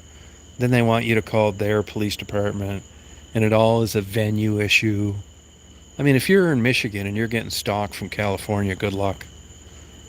And that's why I've kind of cooled off on YouTube because, like I said, I can't ask a prostitute what drug she's on. I can't even talk to you about an antidepressant where you can tell me what helped and what didn't. They'll ding you on that. They've just got so many. It's just such a. I'm totally turned off on YouTube. But yet they'll let some stalker go on there and write chosen one this, chosen one that, chosen one's a murderer, chosen one's a pedophile. Yeah, I mean, you name it and don't do a damn thing about it. That's what I think, Melissa, yeah. Well, that was kind of my main reason is where I backed off to Detroit. First of all, I mean, the number one thing is it really changed down there. There were not the girls that there used to be. When I went down there and started doing those abandoned building deals and interviewing prostitutes, there wasn't anybody down there. They hadn't decided on that bridge at the time. It was much different. You guys know how it is. It's different things, different. Nothing lasts forever. And honestly, I feel grateful that I was able to do that when I did. I wasn't in the best mental framework at the time, and Detroit was in a rock bottom. So it was just like a 5-year period of like, I didn't have anything else to do. I'd go down there at 11 o'clock at night and stay up all night after driving 200 miles. And at the time, I've suffered from depression. You guys all know that. I mean, I wasn't really worried about anything down there at the time. And as time went on and things got better, then I started thinking more rationally. And it's like, look, you got these crazies wanting to take you out. I mean, there are actually people down there dumb enough and desperate enough to want to kill Chosen One from YouTube to get some street credibility. And it isn't because I did anything wrong. All of a sudden they're blaming me for missing prostitutes. I mean, I'm still a licensed private detective. I got a GPS-enabled cell phone. I constantly go back and interview people that I tried to help. So there's no smoking gun. Like I tell people all the time, even the stalkers, you don't have any evidence of me doing anything wrong. There is none. Because if you did, you would have uploaded it.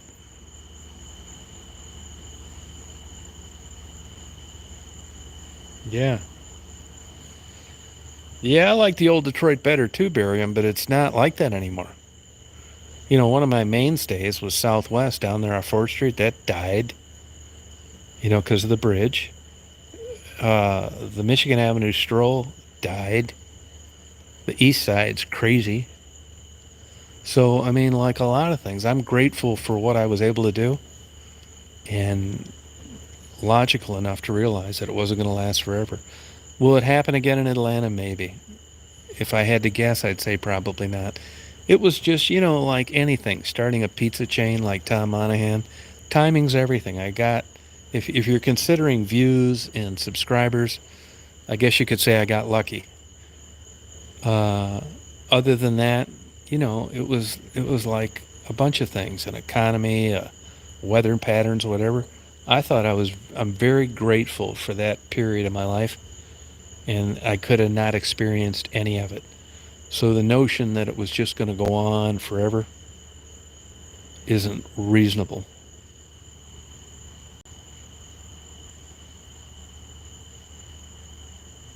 Yeah, I think I probably will. But if I do, great. If I don't, great. I mean, there's a lot of interesting things around where I live in Crawfordville.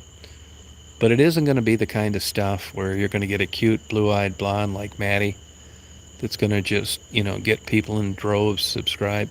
The funny thing about that is with a lot of those girls that uh, interviewed, really, I was just interested in their life. And, here all these years, people shoot them with paint guns and throw beer bottles out at them when they drive by and treat them like shit. Those videos sat around for a long time and nobody watched them. And then all of a sudden, for whatever reason, they kind of like went viral. And now it was a big deal, and I was just this big stalking, enabling, killing murderer. Yeah, thank you, Random. It was a wild ride, yeah. It was really good. And it's just like, I know better than to think that it was just going to be that way forever. For a brief period there, too, Detroit was getting better. I mean, my opinion, I think COVID finished them off.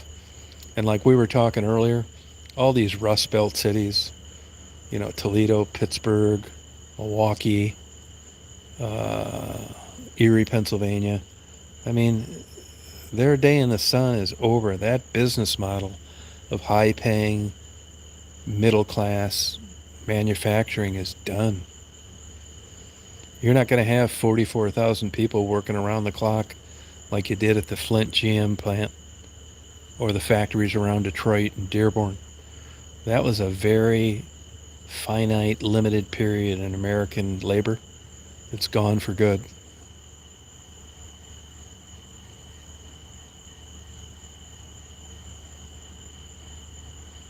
Yeah, I had a federal firearms license that I got. I don't even know why I got it. I'm not into guns. I do know a guy. I thought maybe I'll do that. So I get this federal firearms license. I had it for about 10 years.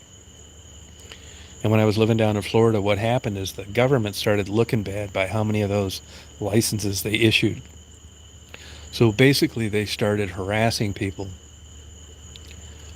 if you didn't have a commercial establishment.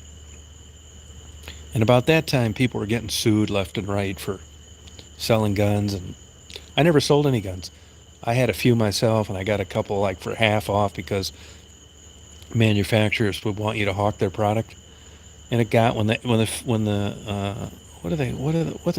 ATF when the ATF visited me for like an inspection, they basically just said, we're going to hassle you to the day that you die if you don't give this to us because you don't have a commercial building. And I didn't have any problem, so I gave it up. Yeah, I wasn't into guns anyway, to tell you the truth. Hey, Cynthia. So that's what happened, yeah. It was actually, was it in the 90s? Yes, it was in the 90s. Yes, it was. Actually, it would have been about 96.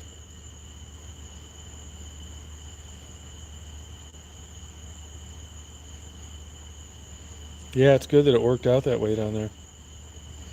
In my heart of hearts, I have a soft spot for Detroit. I mean, I spent a lot of time there. But, anybody that thinks Detroit's coming back like it did in the glory days is dreaming. You can cut it any way you want. Deal in facts. The school system's in shambles. The police department's a mess. It's one of the top violent cities in the country. Insurance is cost prohibitive. The public transportation is one of the worst in the world. I mean, there's a lot of people I have a best interest in mind in Detroit, but even Amazon, when they went and toured that place, realized you'd have to be out of your goddamn mind to expect to move 30,000 employees there with so many other better choices.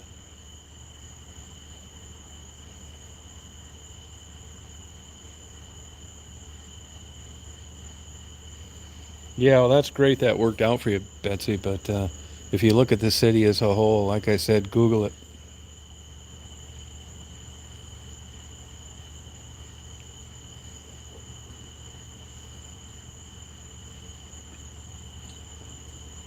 And all these cities, and I'm not just picking on Detroit, Milwaukee, Toledo, LA, Miami, I mean, the crime's nuts.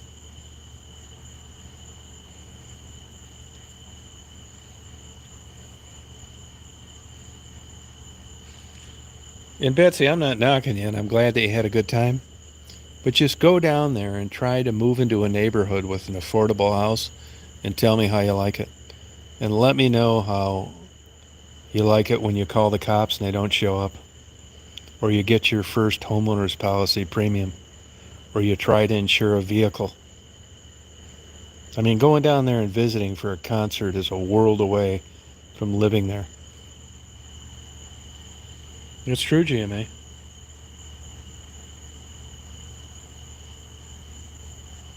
No, that federal fire, I could see the writing on the wall, and I wasn't into it that much to begin with, so it wasn't worth me getting harassed.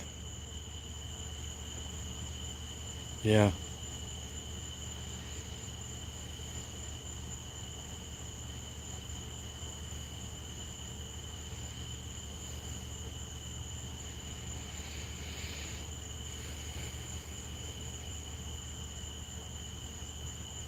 No, you're right, Dave. Yep. Yeah, yeah, I agree with you. Yep.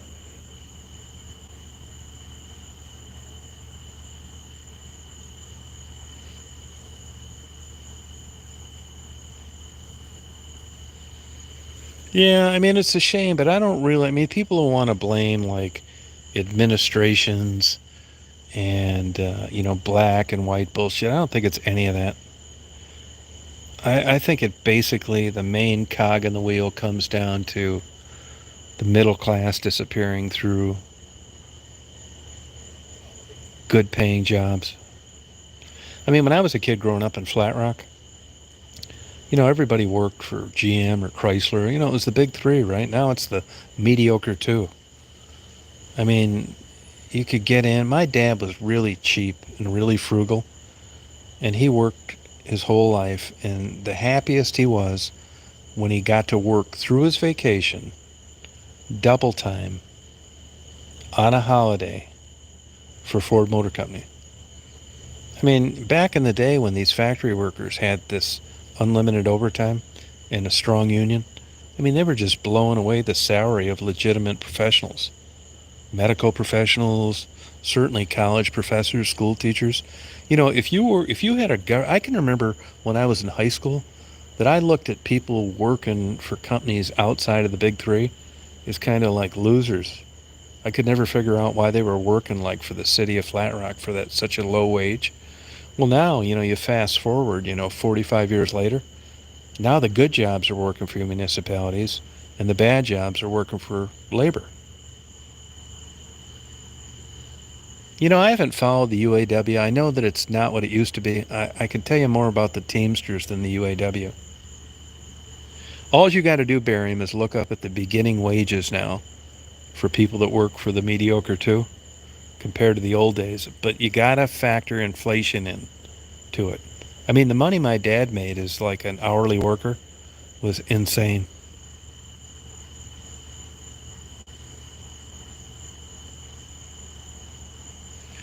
Eminem really, he grew up on 8 Mile, but on the Royal Oak side.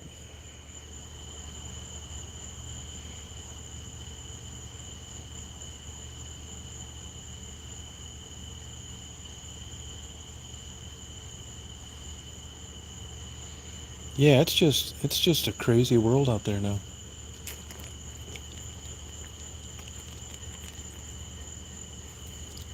So, I don't see any stars out tonight. A little overcast. Yeah, I think he was on the Oakland County side of 8 Mile, though, not the Detroit side. I'm not 100% sure of that.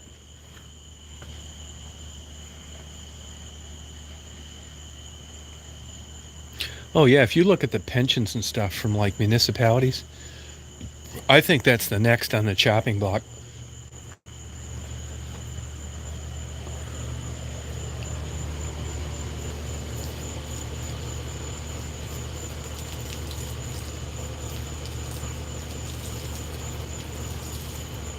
Yeah, Scott. No pension, and if you look at $18 and you look back to the starting wages in the 70s and 80s, and you factor in inflation, it's nothing. I mean, before, if you got a job at the big three, you were the middle class right out of the chute, and I don't think you're the middle class anymore. Well, I know you're not the middle class at 17 or 18 an hour. When a starter home in any city anywhere now is 250 grand, gas is $5 a gallon. Insurance is $1,500 a month.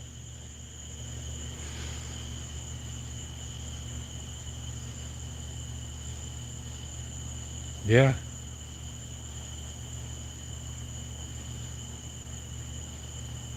No, no, Brandon, you hit it. You hit the nail right on the head. That's exactly right. I can remember when I was like 20, 21. I remember thinking these college professors are working for chump change. Now, they're making 110 grand a year with every day off in the world, a pension, and better benefits than the big three offered. Now, I'm not saying one is any more right over the other. I'm just saying things have changed big time. That's why, and I'm not saying there's anything wrong with this. That's why when you drive by McDonald's and they say starting at $15 an hour, big deal. I mean, that's okay if you're a teenager, but if you're starting at $15 an hour, good luck having a decent car, a decent house, saving some money, going on a decent vacation. I mean, you notice nobody's promoting anymore anybody in a station wagon working for the big three, going out to Yellowstone for 2 weeks.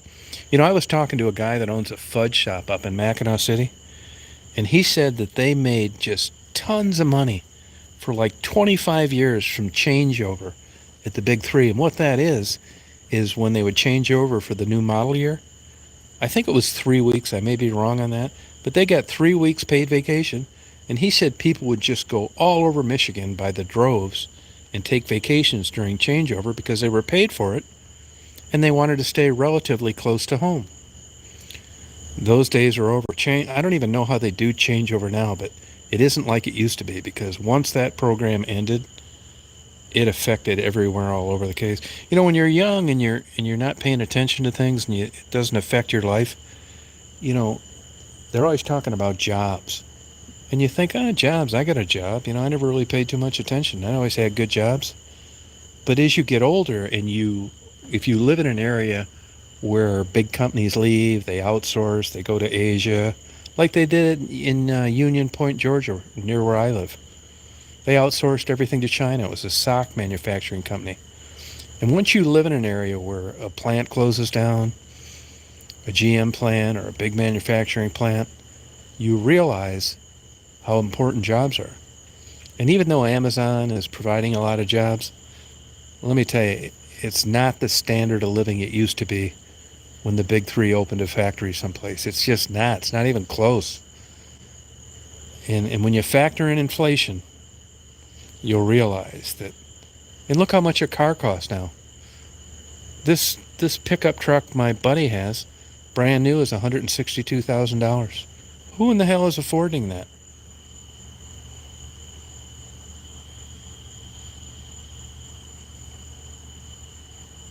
That's it, Dave. Dave, you got it right. Yep. No, it's nuts, man.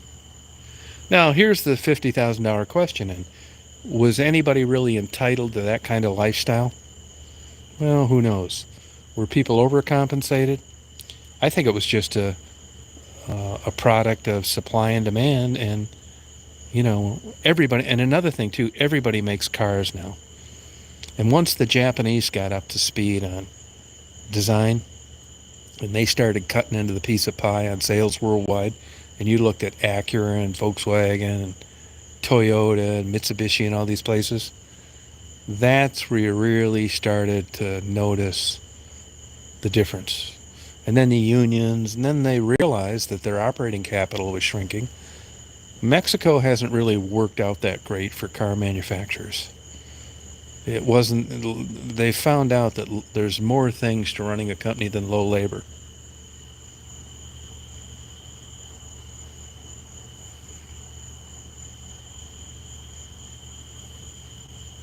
It is, Brandon. Yeah, it sure is. Yeah, distribution wealth. Yep, so true. And even like, a good job now for someone that isn't educated in a specialty field is considered working like a slave at Amazon. I knew guys that worked at, let's say, McLeod Steel, which was a steel manufacturing in Downriver, Michigan. They'd work 8 hours, not do a damn thing, play chess, checkers, sleep in their lockers, and then work another 8 hours and not do anything there either. And it finally caught up to them. Oh, is that what they pay Miriam? Barium? No kidding, huh? Wow. Oh, big time, Brandon.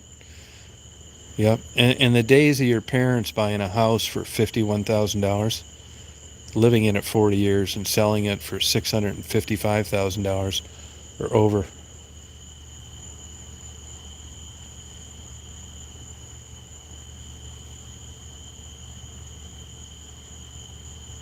Oh, yeah. Yeah, the struggle. You're right, Dave. That's true.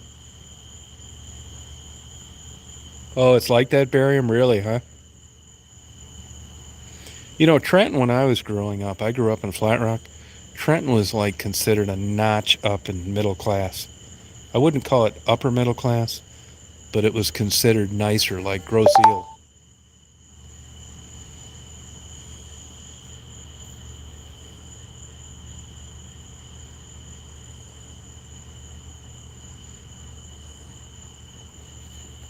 Huh.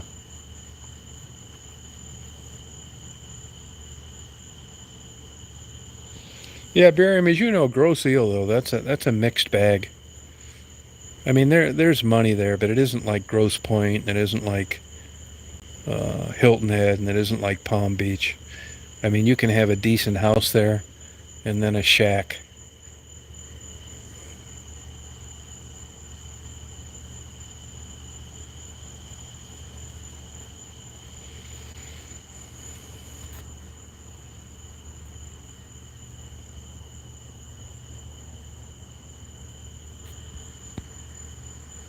Yeah. I don't know, Brandon, to tell you the truth. I had a girlfriend over there for a while when I was like 19. She lived in a dump.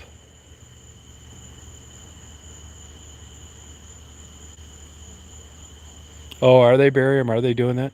But barium, even if you look at the top at the upper level homes there, they're not that big a deal. It's not like West Bloomfield or Grosse Point or I'm not saying there aren't a handful of houses there that are spectacular, but there's a lot of old junk there too. You know what I mean, Diane? Yeah.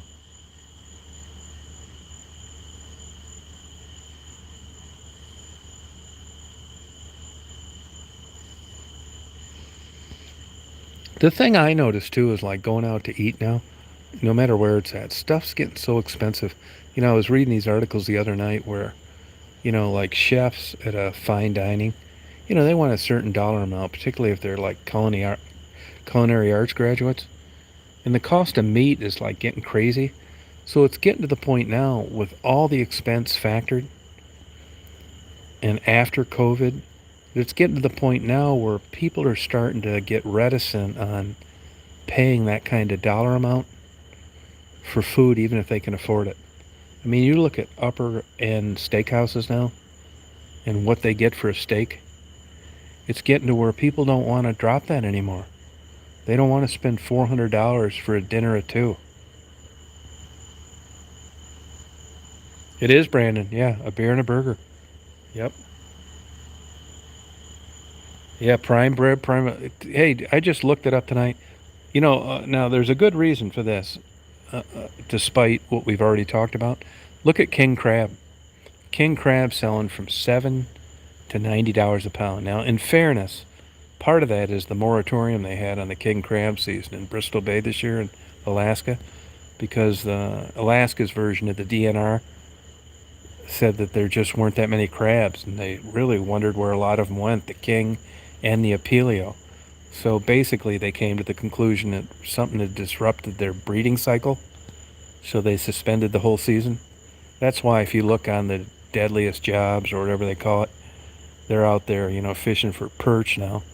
It's because their whole season got canceled. They probably had a contract, and Discovery or whoever does that thing thought that we'd just try and pull a rabbit out of a hat and catch these guys doing something else. But if you watch the non-Bering Sea episodes, are boring as hell. I don't want to watch one of the deadliest jobs guy go out in calm water somewhere in Bermuda catching sailfish. It's just not the same.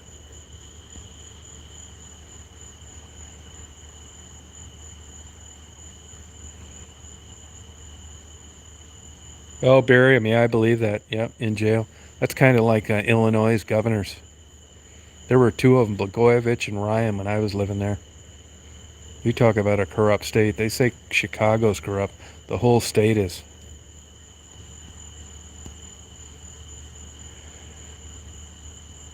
Yeah, I mean, I have easy, but to be honest with you, I don't know what you'd call this, but I just don't think I could I don't think I could like raise something and kill it. I mean, in my life, I went from a hunter to a non-hunter to not hunting to not fishing, and I mean, and I still eat this stuff. This is one of these things I struggle with, but I don't think that I could go out every day and feed something and then butcher it. I'm not sure why.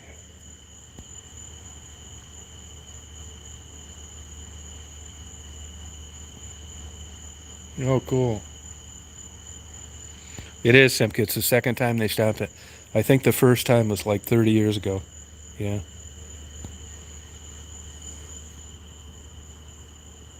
Oh, everything's crazy expensive. Except I think shrimp. Honestly, I think shrimp are cheaper now than they were.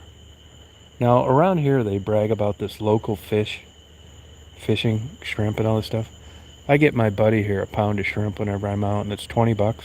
And these are big ass shrimp. I mean, big ones. And I remember buying shrimp when I was in high school, like, when I'd have some extra money and wanted to have a good shrimp dinner. And they were crazy expensive.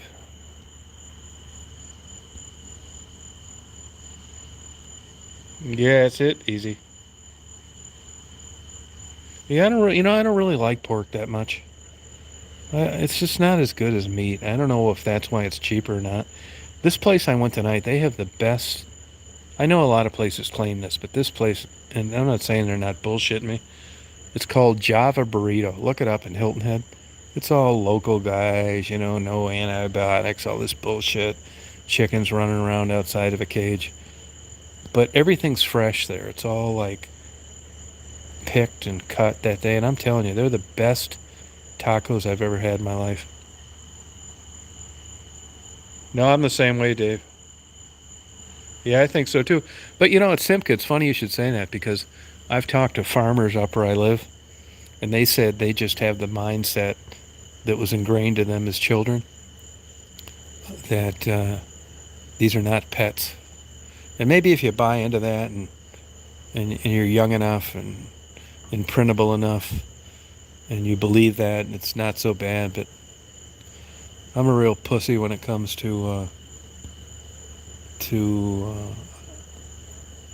cleaning, killing something and cleaning it. I'm not saying that's normal behavior, and I don't think I'm better because I choose not to kill it, but I still eat it. And I'm not saying there's anything wrong with eating meat and fish. I'm just saying that I got to hang up with that. Oh, cool, Easy. Where do you get those ruby reds, Easy? Where do they catch those? Yeah, but Jennifer, if you look at that wild caught, you got to be careful with that too. Wild caught where? I mean, every time I read an article about, fish wild caught and they're checking these parts per billion on shit floating around in the water, it isn't like they're in the pristine blue seas of the Atlantic.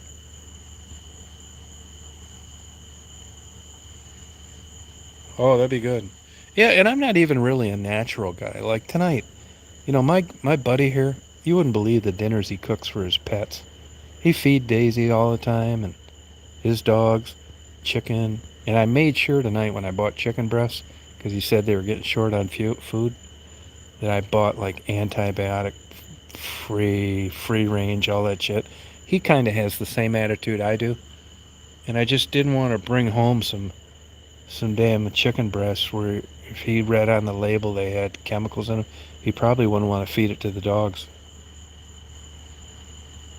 Yeah, you'll never meet a nicer guy in the world than Marty. Super generous, always out for the Down syndrome kid that can't afford to go to summer camp, the three-legged dog. Uh, he's the he's right up there with Ted. He's just like Ted is. I'm so lucky to know these guys. Yeah, he's a really great guy.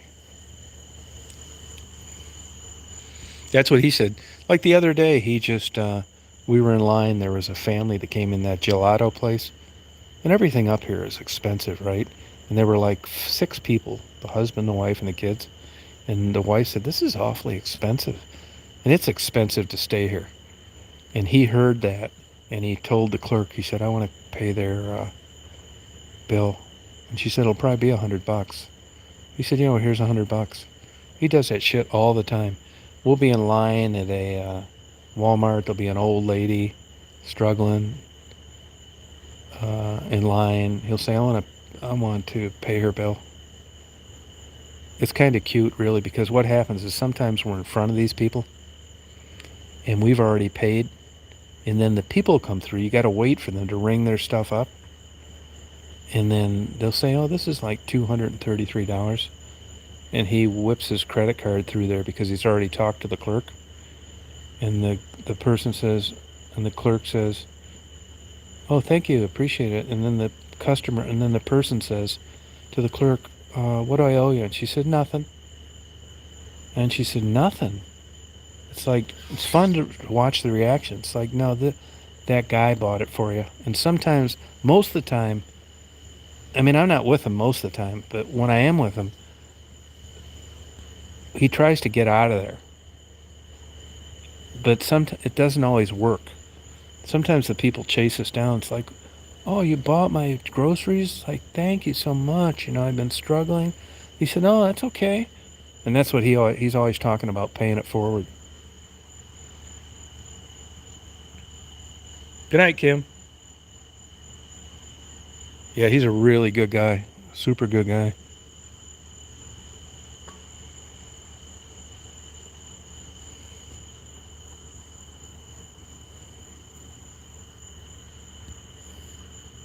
Yeah, one of a kind, definitely. Definitely, for sure. No illegal anything, bullshit, nothing.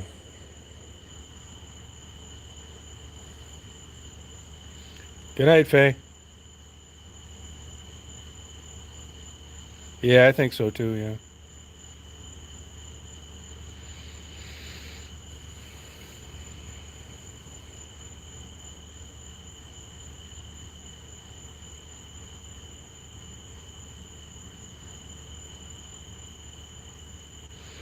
I mean, he makes a shit ton of money through his business, but he's told me the real money is in property. Not houses, not $200,000 houses. Uh, Here's what I've learned through him. When you're out hustling and you got some extra money, and you buy a lot for 30 grand and you sell it for 40, that whole business model changes huge when you've got good credit and you've got about $5 million liquid assets.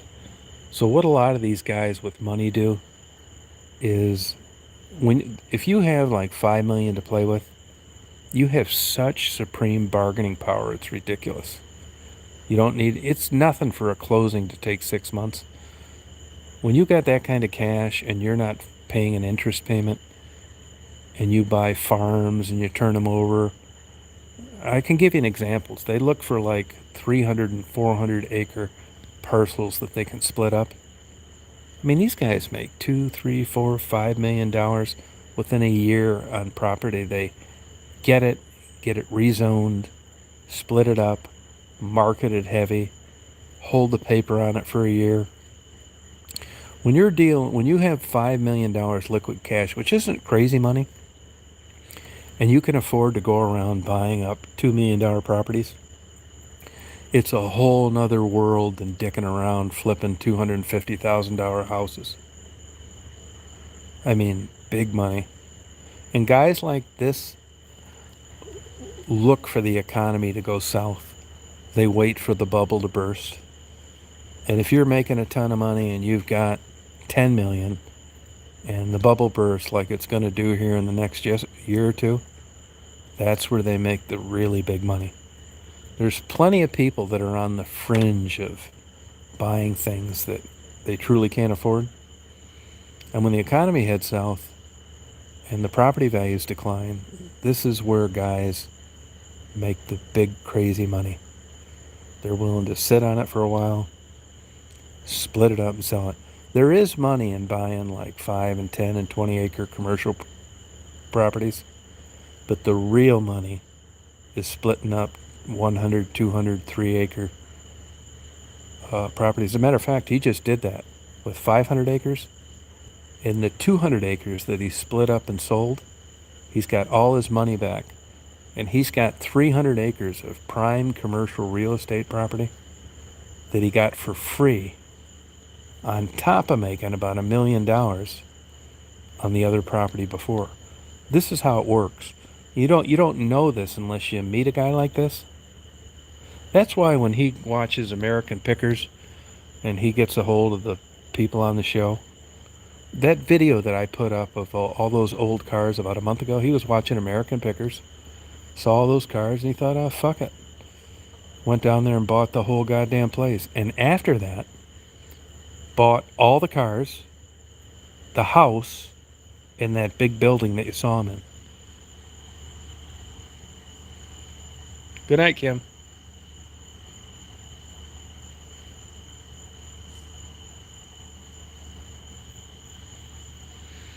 Yeah, well, now he's got 100 acres, which is about 10 miles down the expressway from where we live.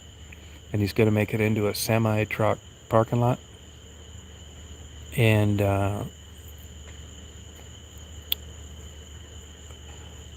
that's turning into be a pretty lucrative business.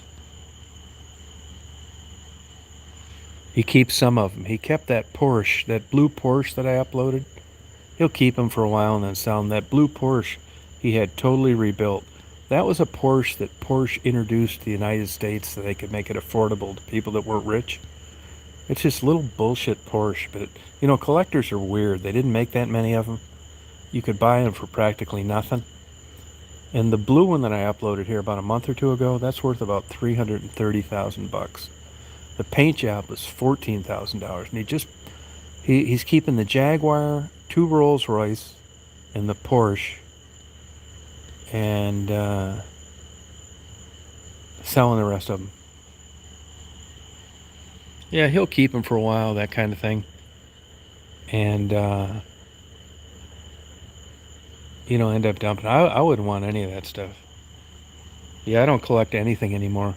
And let me tell you another thing. I'll tell you something interesting I've learned through hanging around him is Rolls Royce are a piece of junk. Like, you can have the power steering go out, and as it turns out, it's connected to the brake system, the air conditioning. They are the weirdest, junkiest car ever. If you talk to anybody that really understands the mechanics of Rolls-Royce, and another thing that's kind of odd is you would think with all these old cars that you'd have a hard time getting parts, but you don't. There's a million of these private machining companies that'll make parts for you. They are more expensive, but they aren't as crazy as you'd think. He's had Lamborghinis, Porsches, Cobras, all that shit. I mean, I quit collecting everything. I don't care about it. But he still has probably 100 really killer cars that, you know, that he's going to sell. I'll tell you what he's got, a Cord. It's a car called a Cord, C-O-R-D. What a kick-ass, cool-looking car. Yeah, baby blue. Yeah, it was baby blue. Yeah, that was 14 grand, and that's a small car to get paid. He got the engine rebuilt. He just ordered a latch for the hood. He had the roof redone, brakes redone, interior redone. Yeah, pretty junk, yep. And another thing I've learned through these kind of guys too is you see these really expensive car auctions and you think, you know, are they making money, losing money? Most of them are losing money, but they don't care. You know, when you've got $100 million net worth and you've got to flex your ego at an auction and buy this car and win the bid and drive it around Hilton Head for a year, he's not really like that. When you get tired of it, do you think these guys give two shits if they lose 200 grand on it? They don't. This isn't the middle class, counting beans. These rich people, I mean, they have so much money that when they get tired of their toys, whatever they get, they get. They're not lamenting on it all. Good for you, Jennifer. Congratulations. Oh, you're staying up? Oh, family night. Good for you. But I've learned that the money's not in like buying like restaurants and residential homes. The money is in commercial property, big tracts, and splitting it up.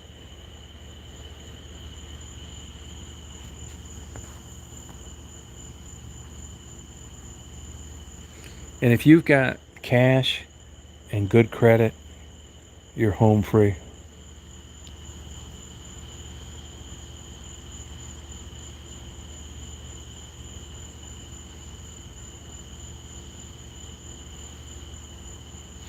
And these guys hang together too. These guys that are wealthy just have a way of, whether it's a high-end steakhouse, living in a neighborhood like this, they have a way of getting to know each other.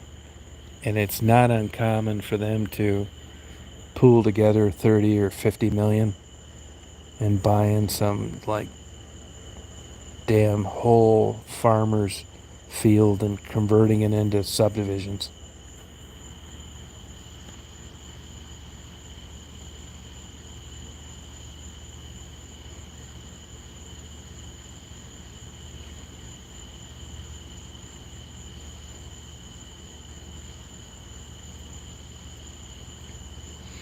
But and you know, I'll tell you another thing too. You're not doing it on Hilton Head. Hilton Head is crazy money. You're not coming over here and buying 100 acres. That's long gone. You look at these marinas around here and stuff, like there's marinas. He was looking at buying a marina. It's like $3 million or something like that. You come over here and look at a Hilton Head marina, it's like $30 million.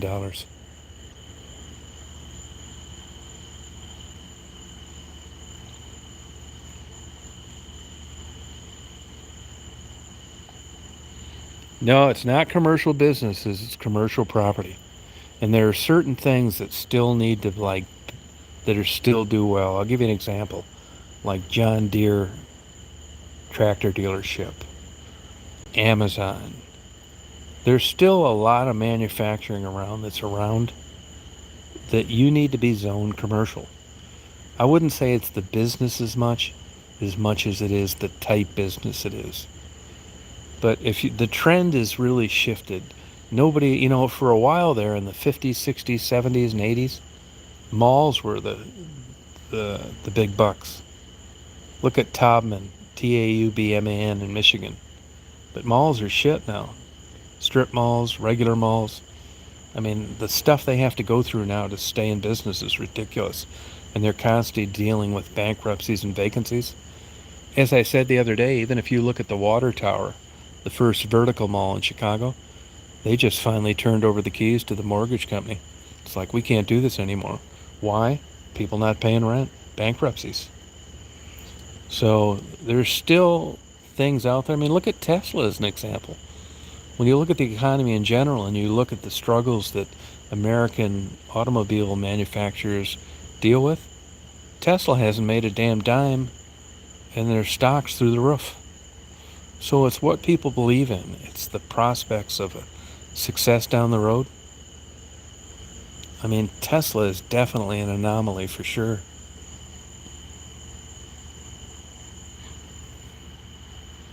I mean, there's things that you can do. I'll give you an example. That Kilwins, which is a Petoskey-based company. I was there the other day, and it was a 2-hour wait. I got an idea this has got to be one of the top Kilwins in the country. Now, you could own that, and you could work like a slave, and you could kiss people's ass every day to show up, and you may make 200 grand. But you're working 90 hours a week and putting up with pure bullshit. These guys skip all that stuff. You could own a nice restaurant, which is a nightmare too. Even in Hilton Head, everywhere has a sign out front hiring for different kinds of things.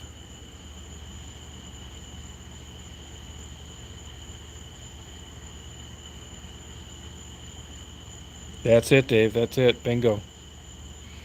That's exactly it. Yeah, retail's in trouble everywhere. You couldn't give me a restaurant now. I mean, you can't count a place like this as a good example of how to make it. Most of these restaurants around here are only open 4 or 5 hours a day. They go where the money's at, open up, and then close. Like the Brazilian steakhouse. If you look at Hilton Head restaurants, you'll see a lot of them are only open from 4 to 9, 5 to 9, that kind of thing.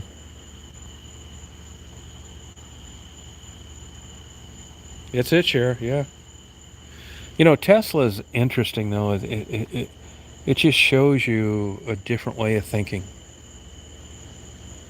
Yeah, I mean, that people would invest in that place. These people in this cryptocurrency have been taking it in the ass, though. Big time.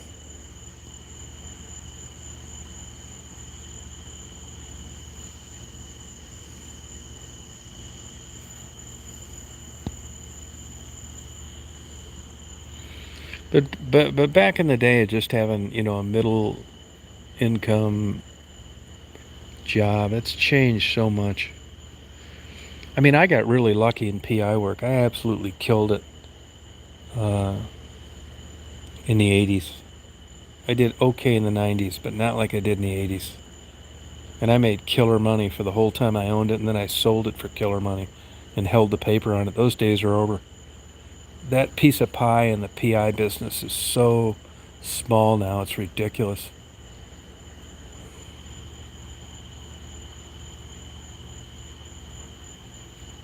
Yeah, I mean, the fact of the matter about fossil fuels, coal burning, is that that's the way to go.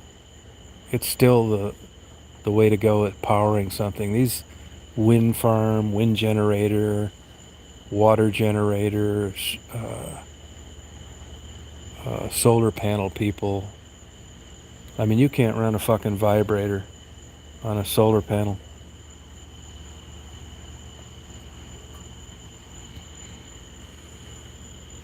And if you look at Tesla customer service, it sucks. I mean, if you'd have tried to pull that shit back in the heyday of the big three, I mean, they'd have been out there the next day with a new car. Tesla was having problems with windshields breaking. I mean, they had problems. They got a lot of quality control problems. And, you call Tesla, you get it late, it isn't what you ordered, the windshield shatters, they don't call you back. It just blows my mind that their stock is where it's at. But they're basing their investments on speculation.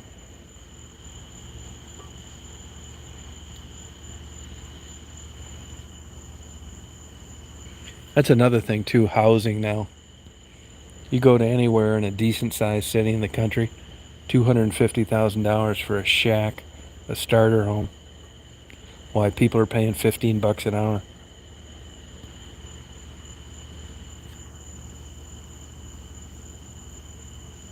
No, you're right.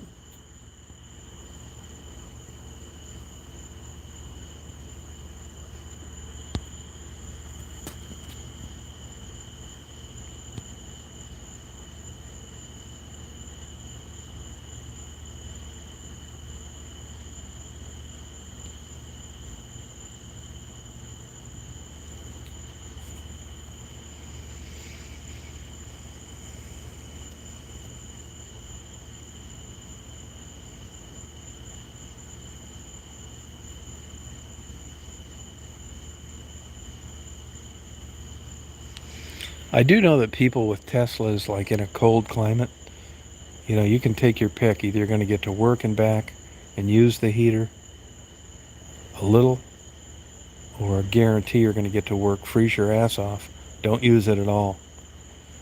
It's a problem.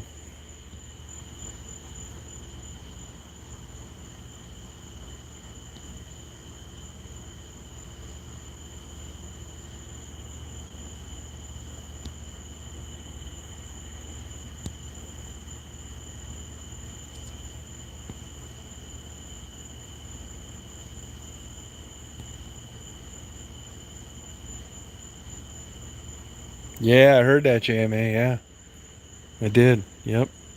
There was a guy that had a video on YouTube the other time that came up as a recommendation, and they were showing all the stuff they were finding that was exposed.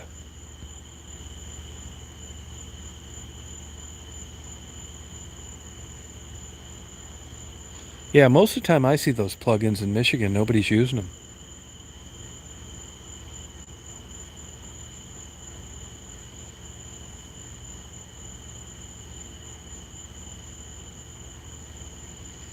I think those days are over, Alexis.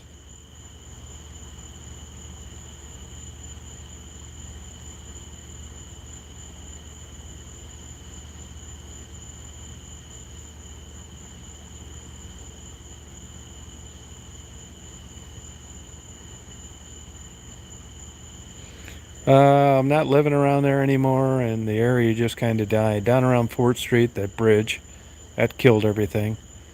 And I'm not really sure what you could blame the Michigan Avenue stroll, but you just don't find the women activity there like it used to be. Plus, crime's off the chart in Detroit. Just got too dangerous.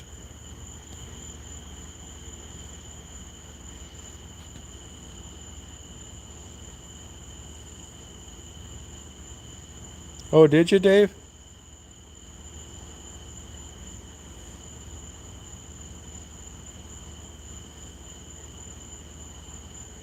No, that's cool.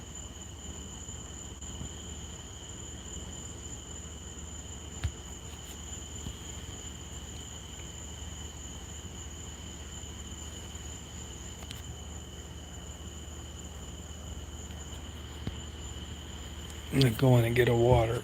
Excuse me. Water and another beer. I got this beer tonight. It's called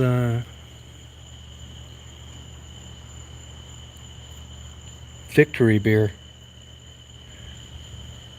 Golden Monkey, they call it. It's not worth it, JMA. No, I don't think it is either. It's not.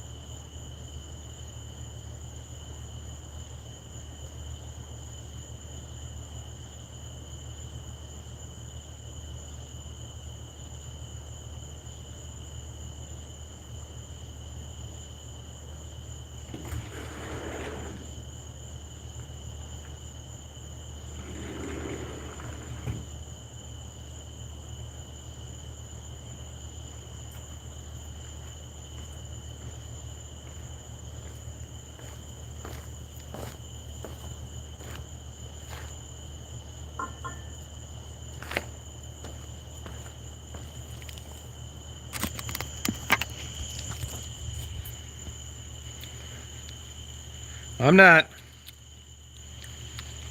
I just went and got something to drink.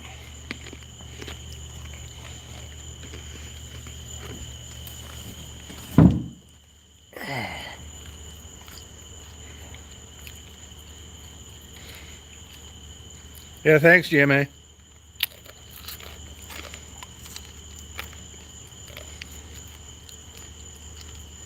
No, they can't get in here. There's a gate around the property. You know, when Stewie comes out, he falls right in the pool. So we got to keep an eye on him. He steps right in the pool. We can't let him out here anymore.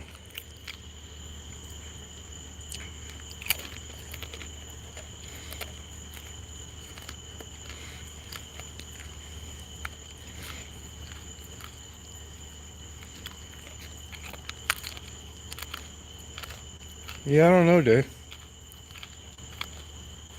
Yeah, Stewie's cool. He's a grouchy little bastard, though. But he's got health problems.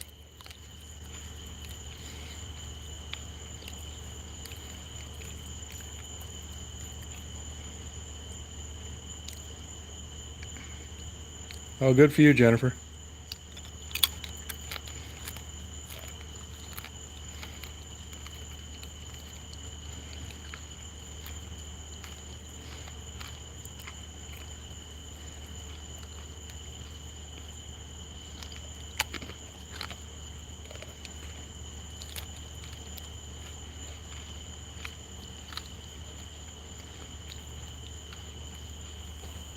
Yeah, Stewie.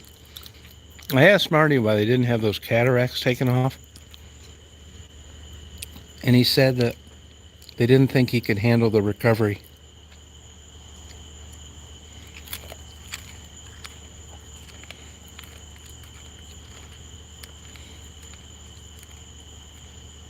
No, he didn't have spinal surgery. And he doesn't weigh 3.5 pounds, he weighs 5.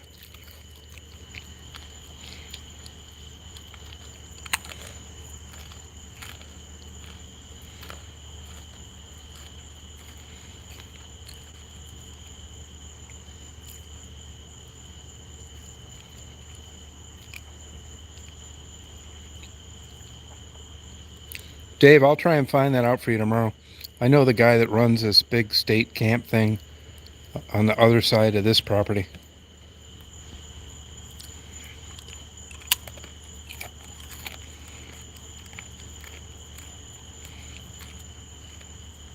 Yeah, beefing up. You can be petting Stewie at 1 minute. He'll be biting the shit out of you the next. While you were just continued petting him.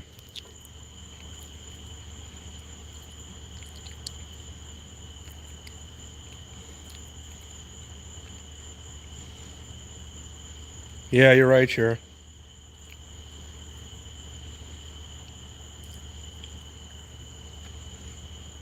Oh, cool, Jimmy. Yeah, I like Stewie. I don't mess with him. He's handicapped.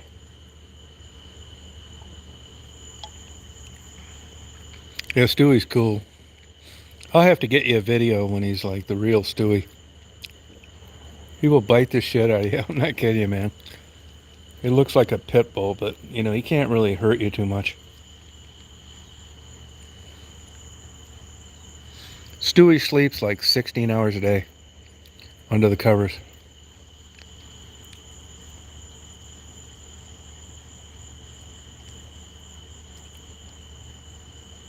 I'll try and find that out for you tomorrow, David.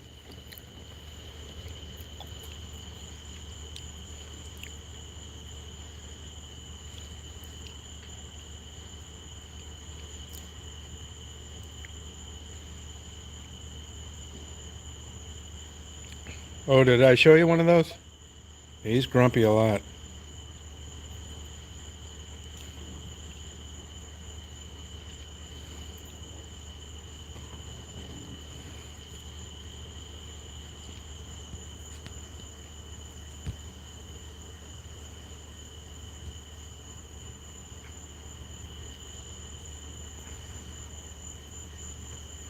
No, they can't get in here. It's got a fence around it.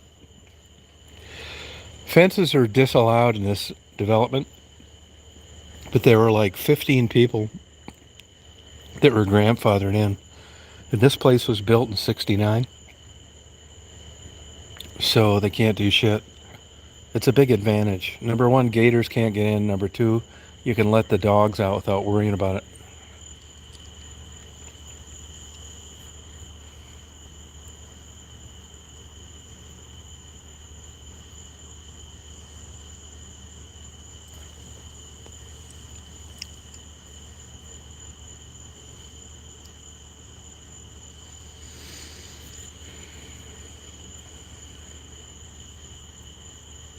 All right, G-May, have a good night. Yeah, good talking to you. Thank you.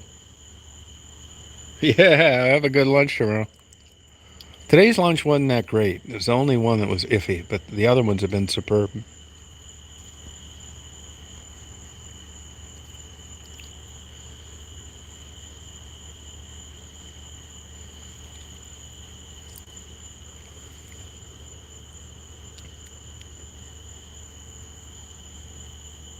Goodbye.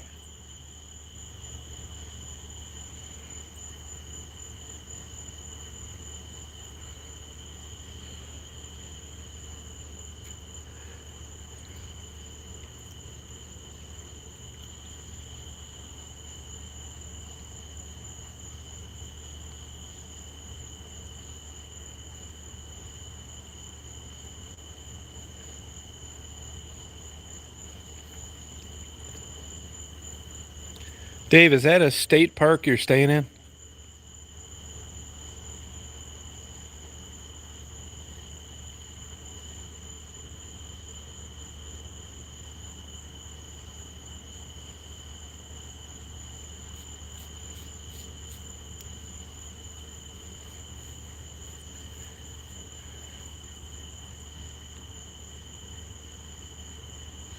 He doesn't like screwing around with residential anything, ICU. I mean, once in a while, I'll give you an example. He bought 2 houses in Dothan, Georgia, a couple weeks ago for 60 grand. They were both for sale. I mean, this guy's been dicking around with this, so I'm not saying he's an expert, but he knows what's happening, right? And they need a bunch of repair and stuff, so he bought them. Anyway, after the auction closed, he's been bombarded with people wanting to buy them from him, so he's selling them for 120. So he made 60 grand with doing nothing. But by and large, he tries to stay away from residential because it doesn't appreciate. I mean, there's so many databases on residential, Zillow and appraisals and all this bullshit. So, I mean, you never know. The market's kind of weird now. But if you go in, let's say, by 250 for a residential house, there's so much documentation on it that it's a pretty good estimate on what you're going to get for it a year from now. Commercial property isn't like that, and that's because the use and the amount of the space is so much different. It's more of a unique prospective buyer, where residential's cut and dried. I mean, you can do it, and there are people that flip houses and you make 30 and 40 a year. But when you look at what you put into them, the bullshit you put up with, compared to, you just need more money to be in a commercial establishment. But if you look at the ratios between the potential profit, even though the initial investment's more, there's way more money in commercial property than there is residential. It's just, you got to have the bankroll to fund it. But by and large, one thing he always says is he doesn't want to be in any business where you got to chase your money. He had a chance to buy a big public storage, and when he looked at the books and he looked at how many people they have to pursue or evict, he passed on it.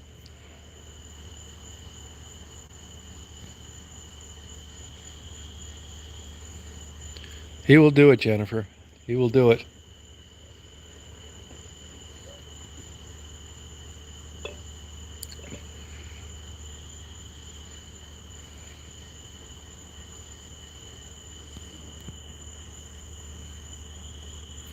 I mean, if I asked him tomorrow, if I said to him, hey, look, there's this really good deal tomorrow. I need $3 million. He'd give me it.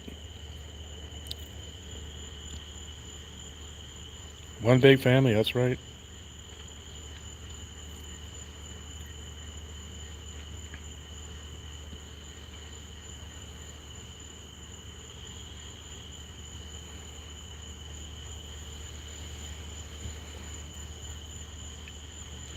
Let me tell you this though, when you got a ton of money, there seems to be a balance with happiness. You know, when the damn pool leaks, you call a place. When your car isn't running right, you trade it in for a brand new one. When you feel like a lobster tail at midnight, you go get it. I mean, it's not pompous uh, misery. It's when you have a ton of money like this guy, it makes life a lot easier.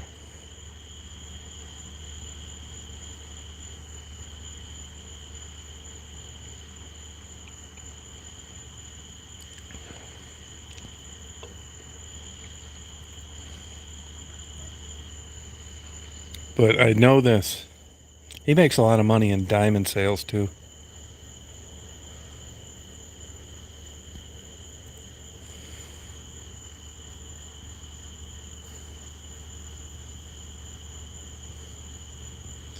But I'm telling you, the money is in commercial real estate. He said the first $1 million, that's the hard part. Making your first million that you have in the bank. And then after that, it's all downhill. Unless you do something stupid.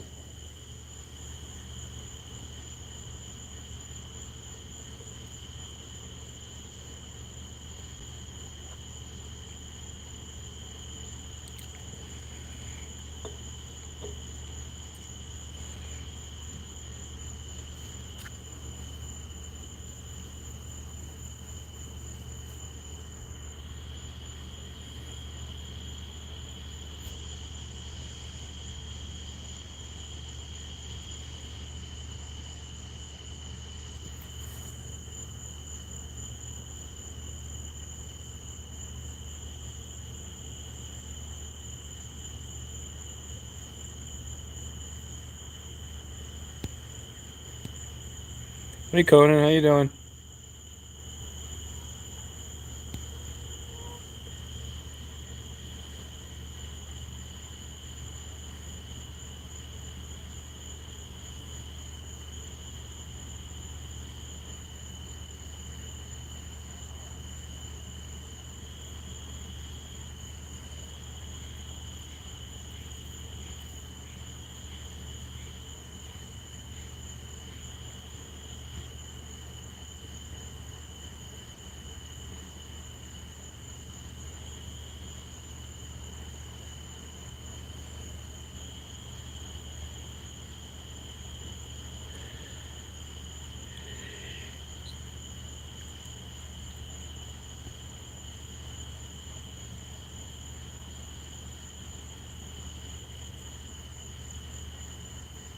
No, I thought it was the South Africans that own the bears or the De Boers. No, I don't think so. And that's on a big giant commercial level.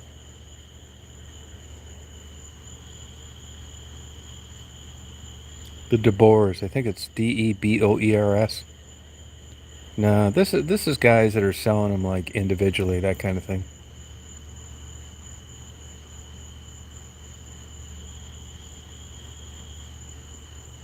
Oh, the retail end, yeah, you're probably right. Probably true.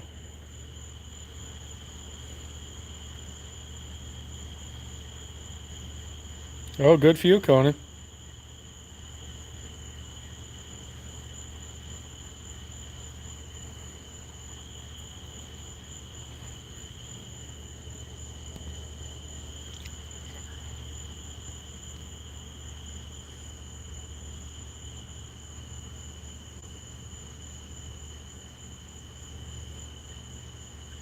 Good night, Mary. Thanks for coming on. Appreciate it.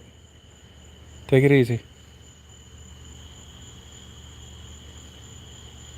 Oh, De Beers, that's what it is. Yeah, that's who's got the diamonds. Yep.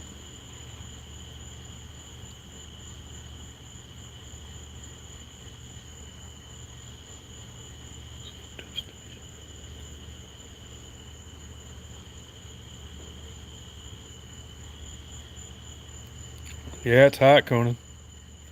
What kind of temperatures do you get up there in Cincinnati?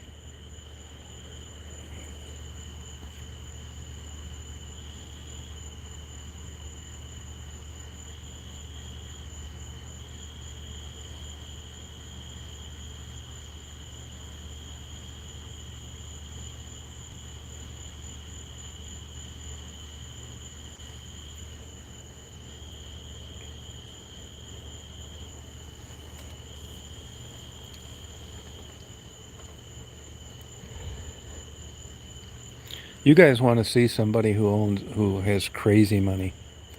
Actually, Marty worked for him for about 10 years. And his salary was 300 grand. That was 20 years ago or 25 years ago. Look up Pratt, Anthony Pratt, Pratt Industries. You want to talk about some crazy cash.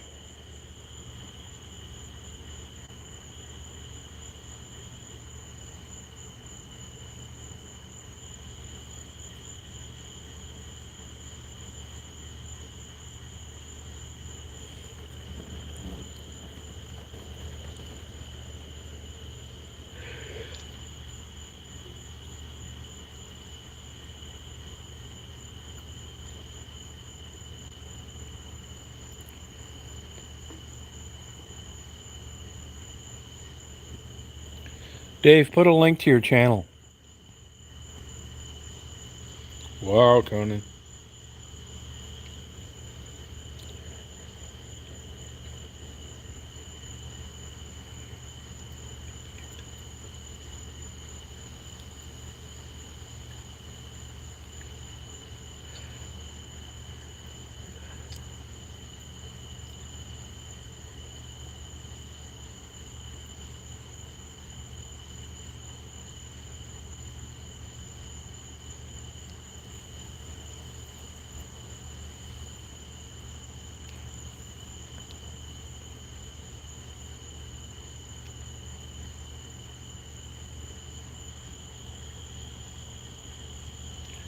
No, I don't think so, Dave, because you can't hunt on state property, with very few exceptions in Georgia. You can't hunt on Georgia state property. There's signs all over to reminding you of that. Dave, go on and look up A.H. Stevens. A.H. Stevens Park. That's near me. It's like a huge Georgia park. And I'm sure they have info on their site about it.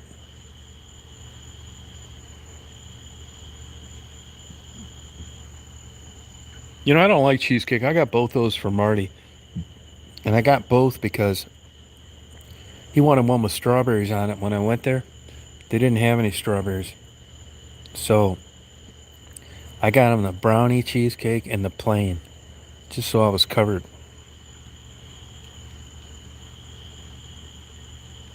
Yeah, luckily I'm not too much of a dessert eater.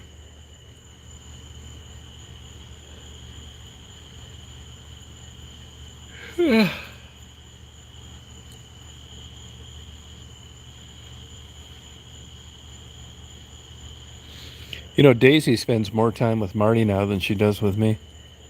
She's in there sleeping in bed with him right now. And she seems to really enjoy hanging around with the other dogs.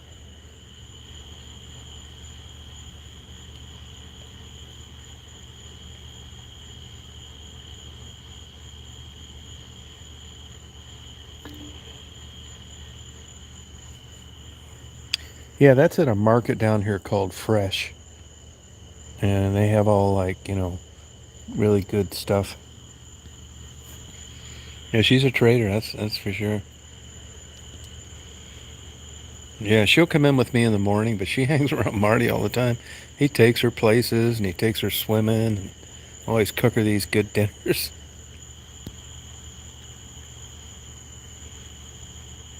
Oh, that's good, Conan.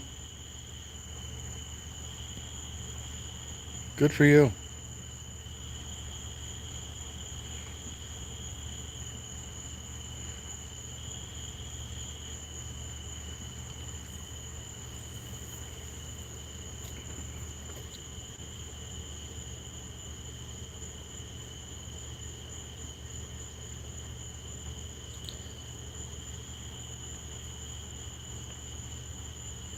Yeah, she really likes it down here.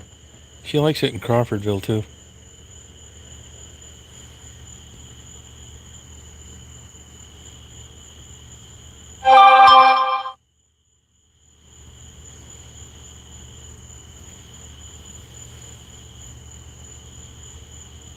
You know, I'd never been to Hilton Head.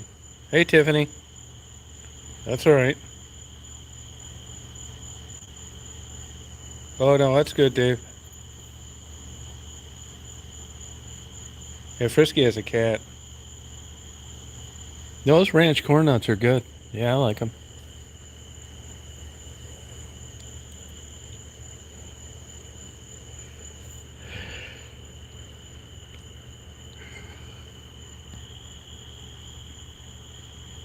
Oh, good. Thank you, Tiffany.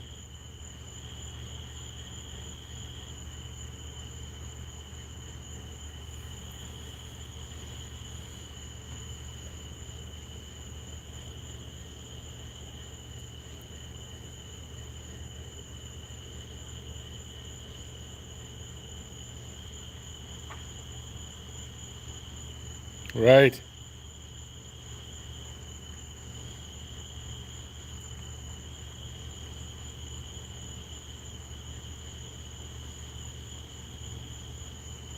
Oh, that's okay. It's no problem. Hey, I see you. Could you drop Tiffany's link again too? Because I can't do it on this phone.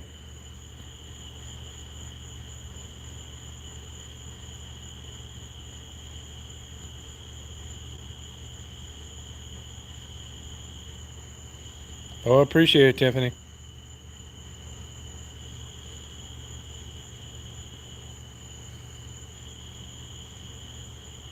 Yeah, it's weird the places that have them, Jennifer.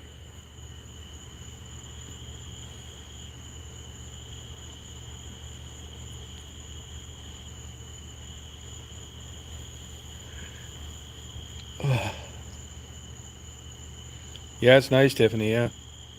Jennifer, do you know how to post Tiffany's link to her channel on here? Cut and paste that link.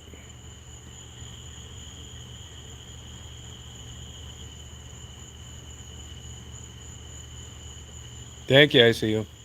Yeah, appreciate it.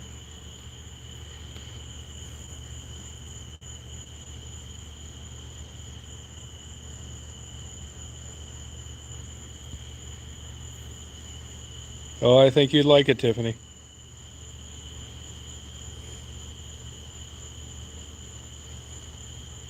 Yeah, you're welcome.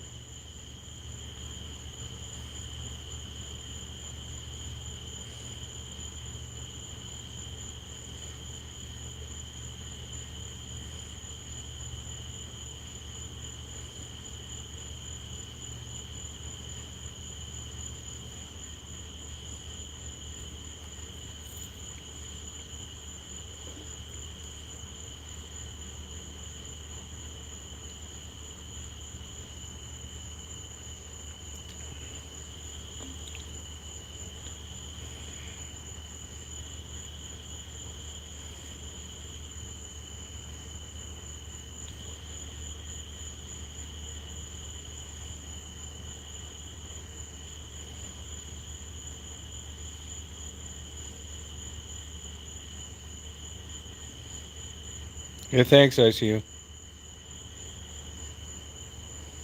Yeah, pool party, salty girl. What kind of fish were they catching down there? Hey, Angie, how you doing? Same to you.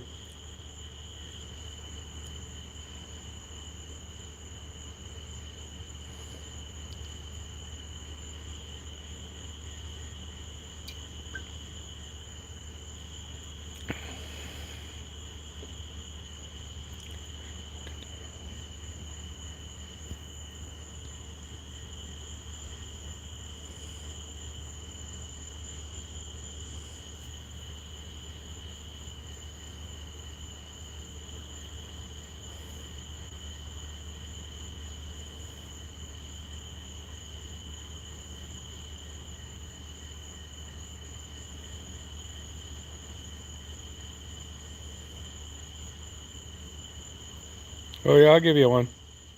I'll give you one. Make another comment, Tiffany. Make another comment.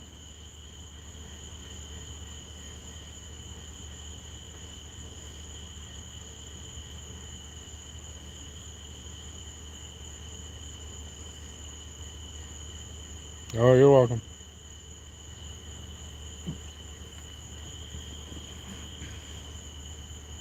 Yeah, self-made. No, he worked for Pratt Industries. Yeah, he had sold advertising for car dealerships and then worked for Pratt Industries, Pratt. Look up Anthony Pratt, just crazy money. And then what happened is he just kind of got bored with it. And him and the other second top salesman just opened this company up with 10 grand. Said they made 100 grand their first month.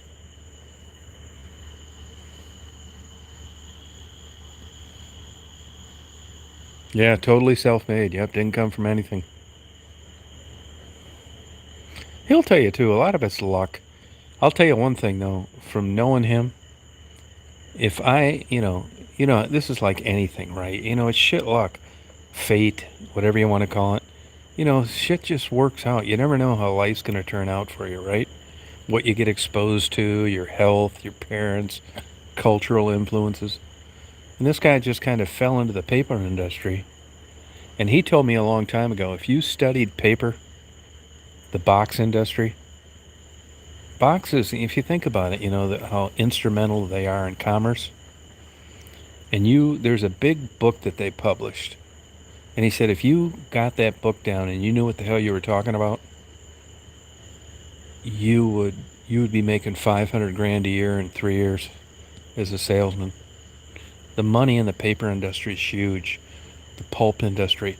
And if I'd have known that instead of this fucking worthless degree that I've got in criminal justice, if I'd have met this guy when I was young, I'd have shelved that that PI bullshit in a heartbeat, and I'd have went into the paper business. Because as it turns out, what happens, like, let's say you own a box company, and you get accounts. It's easy because most people just have subcontractors. Not too many people are making and selling their own boxes unless you're like Pratt Industries. So what you do is like you go in and you solicit to do the boxes for places. And then they say, well, we need a box to ship whatever, vibrators, diamond rings, whatever. You give the dimensions and you send it to the people that you are considering using, and they design the box for free. Then you just start placing orders. Everything's drop shipped. It's crazy money. The paper industry, the box, packaging, big bucks.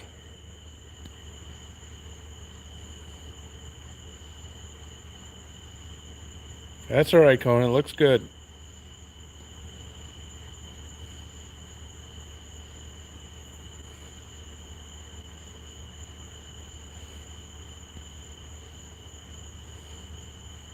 Isn't that crazy, Luna?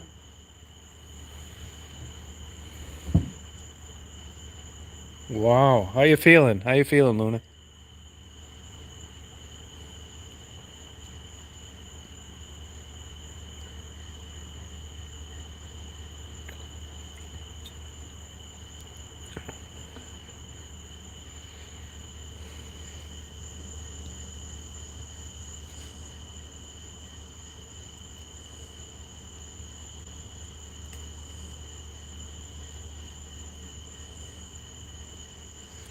I see you. I don't know how old you are, but check out the paper industry.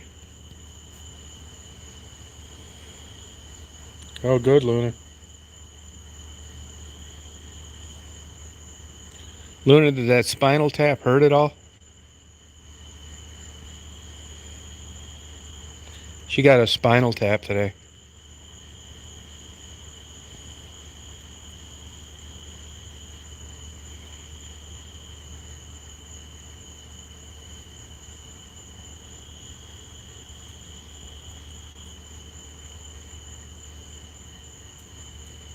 Yeah, I'm staying with him. Yep, staying. I got my own room here.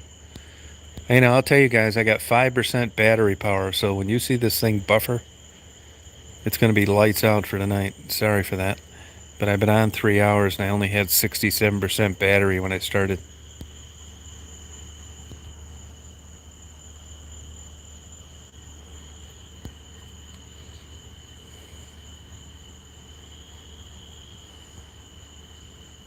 Oh, cool, sure.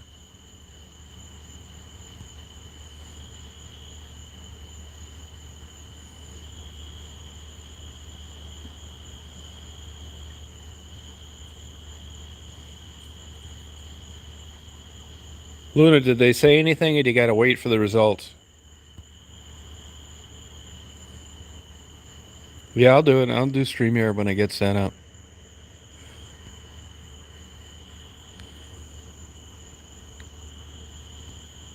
Oh, did you? Conan, did you have viral or bacterial meningitis? Do you remember which one you had?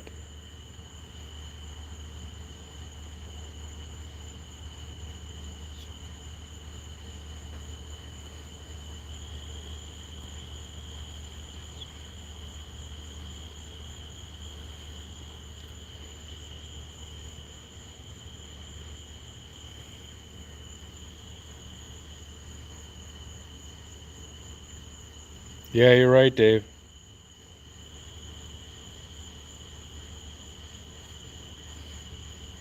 Oh, that's good, Luna. Well, the test was warranted then.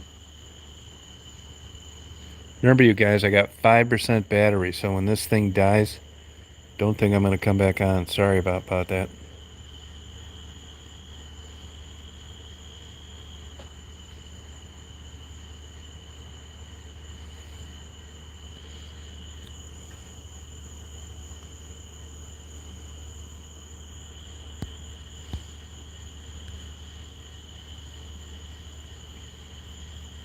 Oh, viral. Wow, Conan.